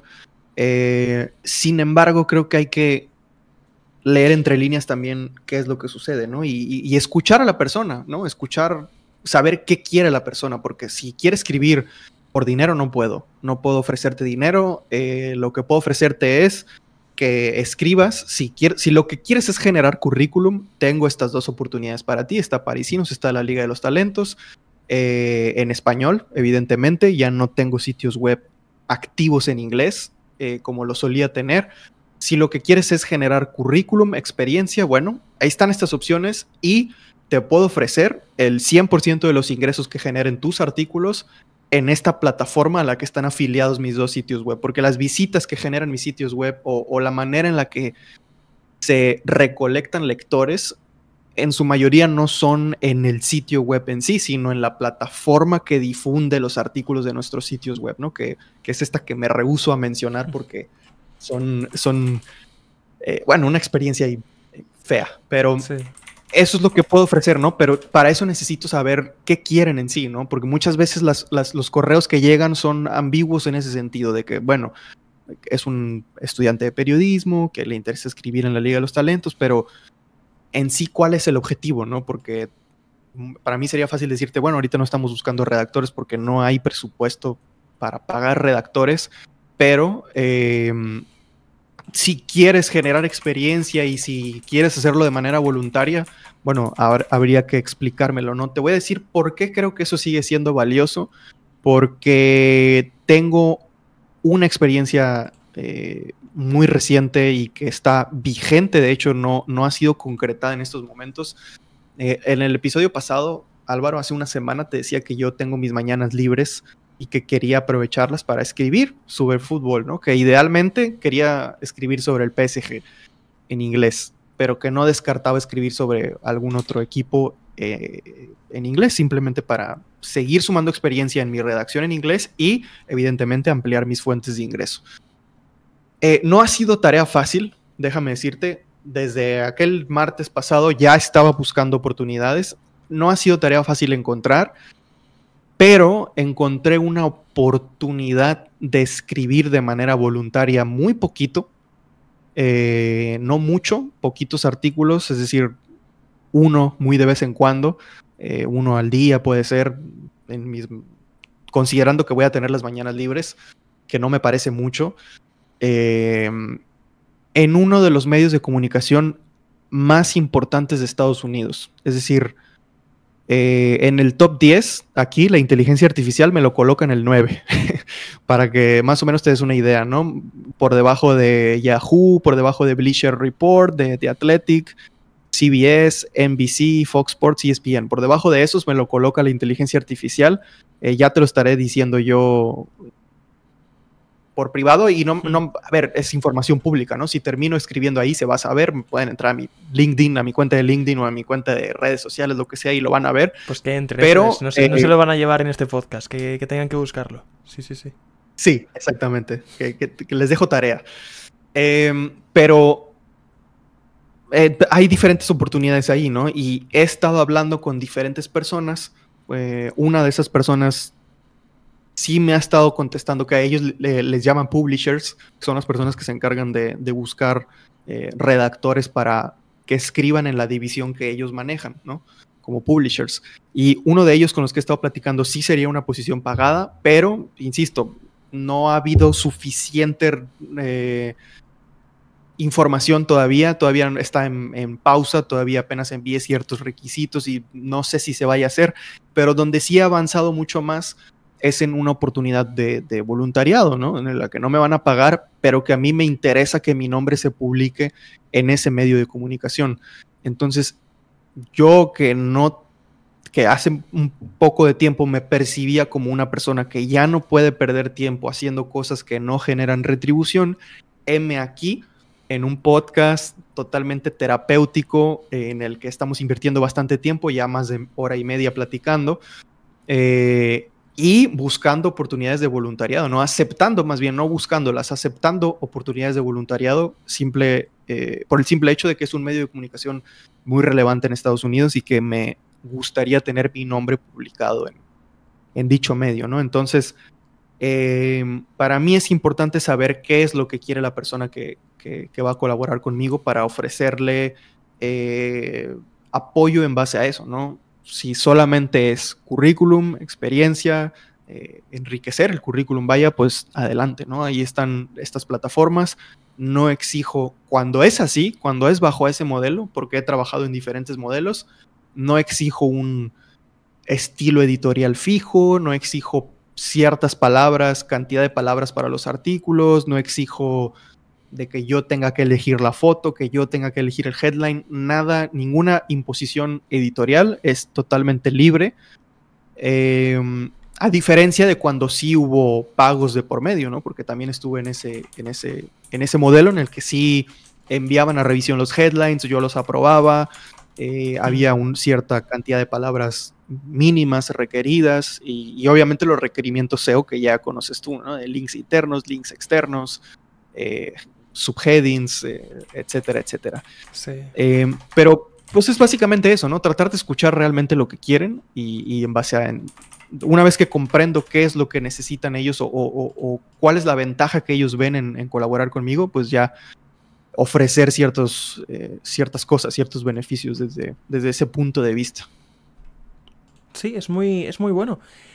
Sobre todo porque nunca he tenido el punto de poder ofrecer una experiencia laboral pagada, ¿no? Y quería tener ese punto de insider que sí que me has dado. No me lo imaginaba, porque sí que es cierto que yo siempre intento adaptar la experiencia, ¿no? A cada persona que quiere trabajar con nosotros, porque siempre he sentido que no puedo rechazar sin una base previa. Sí que puedo prolongar el no hasta el punto de que su pasividad o su falta de insistencia acabe siendo un acuerdo de los dos de no continuar, ¿no? Pero siempre que alguien tiene las ganas, entra. Que es el requisito principal, ¿no? Las ganas en Chapman. Pero claro, el punto profesional es algo que nunca había experimentado, nunca he explorado es una persona que necesita ya una retribución o que busca... Ni siquiera he tenido busca trabajar aquí para salir, ¿no? Siempre llega gente como muy adaptada a lo que es la idea de Chapman, entonces es bueno tener esa perspectiva, además de que en los últimos 3 años solo he incorporado a gente con la que prácticamente, si no hago toda la vida social que hago, por lo menos la hago en el mismo sitio, ¿no? Por lo menos son de la universidad. Entonces sí que es cierto que había perdido esa visión de la persona que te escribe desde otra parte del mundo y busca una oportunidad adaptada, ¿eh? Sí, muy bueno. Sí, así lo he experimentado. Creo que muy buenas experiencias he tenido con estas personas, Oscar Cortés, Ignacio, el buen Alexis Guanches, Rodri, que sí, recomendado tuyo, me parece una persona majísima, lo voy a decir en español de España, majísimo. Es majísimo, no sé No sé si le habrás conseguido tú poner a escribir en abundancia, pero desde luego necesita todavía encontrar su formato para trabajar en masa, que es un poco uno de los retos que tenemos en Chapman siempre, ¿no? Porque hay gente que simplemente no está hecha para escribir, o simplemente no está hecha para locutar, o para grabar en vídeo, o que no le apetece, Ya. o no le encaja en la vida, ¿no? Entonces, sí que Chapman es un lugar más pausado para curar bien qué tipo de formato quieres, respecto a un Ujú. medio en el que ya tenéis muy claro cómo producir el contenido, ¿no? Sí que son contrastes. Pero vaya, Sí, Rodri completamente. un auténtico crack, sí. Sí, sin duda, sin duda. Desafortunadamente no pude colaborar más con él por el tema de... Se perdió esa fuente de ingreso, ¿no? Y mi idea era pagarle, aunque sea poco, lo mínimo que consideraba yo requerido o correcto eh, por ese trabajo, ¿no? Que al final de cuentas era lo que era trabajo. La idea de los proyectos era rentabilizarlos. Así que, pues era importante para mí esa parte, ¿no? Pero se perdió esa fuente de ingreso que nos permitía invertir y al final de cuentas, pues tuve que avisarle al respecto, ¿no? Y sí que lo he visto más en tus historias, lo he vuelto a ver en tus historias de Instagram, que ya te he dicho yo que tus historias de Instagram me parecen como sacadas de una película de Estados Unidos, ¿no? De los 2000 adolescentes. Me No encanta, sé sí, qué sí, sí. tanto se parezca a la realidad. A veces me he quedado con ganas de que esas historias que he visto, que luego las subes para Close Friends, Sí. que creo que estás privando a mucha gente de divertirse. Me he quedado con ganas de verlas en formato reel, ¿no? Porque muchas veces pues ya roza lo cómico, ¿no? Es ya Sí. comedia, es contenido de comedia. Entonces, a mí me encanta la comedia, Álvaro, y creo que no hay que privatizarla, hay que publicarla. Lo tenemos pendiente. ¿Alguna idea ha habido de que pase? Todo es cuestión de tiempo, yo creo. Y sí, desde luego no está guionizado por un CEO de Disney, pero tampoco está muy lejos de ser una comedia, de ser una sitcom de vida universitaria. No me quejo. Sí. Y para la gente que quiera aprender de este contenido, que hable con nosotros, que nos conozca y no tendré ningún problema en introducirlos a estas películas exclusivas de Close Friends.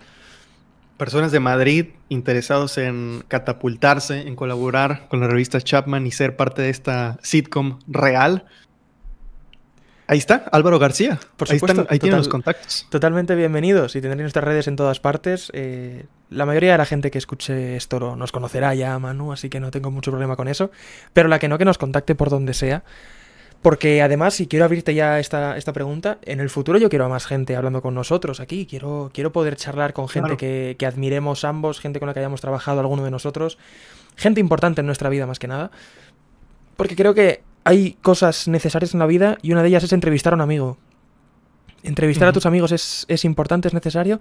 Tengo muchas ganas de hacerlo durante mi vida y esta es una buena oportunidad. Creo que esto es poco menos que una entrevista mutua, Manu. Espero seguir haciéndola todos los martes y Por me encanta. supuesto. Por supuesto, sí. A mí también me encantaría tener a personas por acá. Ya he pensado, bueno, he intentado pensar en quién pudiera aparecer aquí. Tengo varios nombres en mente, pero habría que ver si les apetece y todo esto y ya veremos quién se puede pasar por acá, al menos que platique un rato, ¿no? No Eso creo que es. alguien nos aguante el ritmo de platicar casi 2 horas o 2 horas o más de 2 horas, pero a lo mejor y meterlo en un segmento de media horita, no sé, algo, lo que sea apetecible para ellos. Lo que más se adapte a cada persona, totalmente. Sí, sí, sí. Y por supuesto, si a alguien escuchando esto le apetece venir o le ha apetecido durante el episodio, que nos lo diga, puertas abiertas. Sí. Decibelio 55 nació como una productora de podcast en la que, no sé si te acuerdas, estuvimos muy cerca de empezar a incluir propuestas de gente de todas partes. Tuvimos, creo que llegamos a sincronizar 5 programas de podcast a la vez. Teníamos Radio Chapman, teníamos 21, de Three 21, Amigos. de Three Amigos, Vamos París. Otro del PSG, que no recuerdo el nombre, creo que había 2 del París. Radio. Eso es. Y estuvimos muy cerca de incluir un programa de un amigo mío en Chile, que hubiera sido, yo creo que era la barrera, lo que te he dicho antes del 5.º podcast, en este caso el 6.º podcast producido. Creo que a partir de ahí podría haber sido una productora. Era ese. Pero bueno, Sí. todo eso nos ha llevado aquí. Decibelio 55 ya pasa el 2.º episodio, así que nada, ningún arrepentimiento, simplemente memorias bonitas, sin duda. exactamente. Y el Sin primer duda, sin invitado, duda, ya está. el primer invitado, por supuesto, tiene que ser Dani, ¿eh? Sí, sí, sería una ofensa, ¿no? Que Sí, no lo fuera. Me interesa mucho saber, ahondar un poco en el lado humano de Dani, porque no sé cómo esté muy de acuerdo. anímicamente, Sí, ¿no? sí, sí. Y me interesa mucho saber qué es lo que está pasando por su mente en estos momentos. Perdimos un poco todos el Eh, hilo unos de otros. Sí. sí, sí, sí, es correcto. Álvaro, no sé si tengas una recomendación de creador para hoy. Sí, tengo que comprobar bien el tag de esta persona porque es un... Bueno, creo que hace contenido en Instagram, lo hace también en TikTok. Su nombre es Blake of Today. Se llama Blake Case Maya. Es un padre estadounidense que explica su vida en reels de Instagram, en vídeos de formato corto en TikTok. Son fascinantes. Es una perspectiva total de la paternidad que creo que necesita todo el mundo. Es algo que no es para todos, pero para mí sí. Y creo que hay mucha gente que se puede sentir identificada tanto en el pues entonces no es para todos, como en el a lo mejor para mí sí. Y tiene uno de sus formatos en concreto, y mira que me gustan todos, que es el This Week in Fatherhood, esta semana en la paternidad, y explica cosas que ha aprendido de la vida como padre, especialmente de su hijo, y acaba, pues bueno, explica un poco todo lo que le pasa, y la última frase es siempre qué ha pasado con su tiempo de pantalla, ¿no? Que te traquea el iPhone, de cuánto tiempo has estado con la pantalla. Entonces te cuenta todas sus lecciones y lo acaba con una, y esta semana ha bajado un 3% mi tiempo de pantallas. Y son realmente vídeos cortos completamente redondos, son fantásticos. Anécdotas desde lo complicado que es limpiar el slime del suelo y que ayudan los cubos de hielo, hasta lo mucho que te asusta que tu hijo ya te dé con los globos de agua, ¿no? Es realmente bonito, muy, muy romantizable, y creo que además ayuda a ver que, bueno, es que al adulto joven muchas veces le cuesta, ¿no? Que el adulto mayor ha sido adulto joven, es todavía el adulto joven. Muchos adultos jóvenes definen siempre la adultez como el aquí nadie sabe lo que está pasando, somos todos niños jugando a ser adultos. Pues es un poco esa sensación, pero explotada en un formato de reels que para mí es fantástico. Buenísimo, suena muy interesante, lo estaré checando. Mi recomendación es otra vez de YouTube, por cierto. Sí. Consumo más YouTube que cualquier otra cosa, o bueno, últimamente. Y el canal se llama Go 4x4, o Go 4x4, así tal cual. Sí. ¿Okay? Es como 4x4 de todo terreno. Es youtube.com/go4x4media. Y se tratan de videos de camping. Son videos que entran quizás en la categoría de ASMR, pero evidentemente también con un estímulo visual, porque no solamente es estímulo auditivo, pero evidentemente el audio tiene mucho protagonismo aquí porque te relaja completamente. Son muchos videos de media hora, 40 minutos, una hora, a veces es una persona, a veces son dos personas, a veces es una persona y un perro en camping, en algún lugar random de Estados Unidos, creo yo. Creo que es en Estados Unidos. No, perdón, es en Australia. Es en Australia, sí, ya lo confirmo.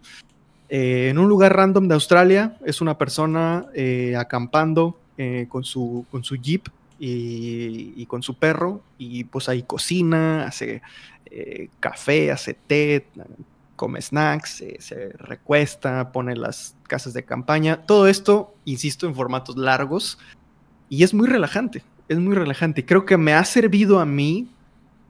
A ver, todavía no puedo hablar de éxito porque todavía seguimos intentando, luchando, yendo en contracorriente, pero me ha servido para reducir un poco el consumo de contenido rápido, ¿no? El consumo de reels, que, a ver, no tengo nada en contra del formato porque hay reels muy buenos y claros ejemplos son las dos recomendaciones que has dado en los dos programas que hemos tenido, pero también hay otros que ya se empiezan a poner muy absurdos y que ya es solamente adicción, ¿no? De estar riéndose con contenidos de 2 segundos, 3 segundos, demasiado absurdos, que nada en contra de ellos en la medida de lo coherente o sano. Sí. Pero he tratado de alejarme de eso porque luego me distrae.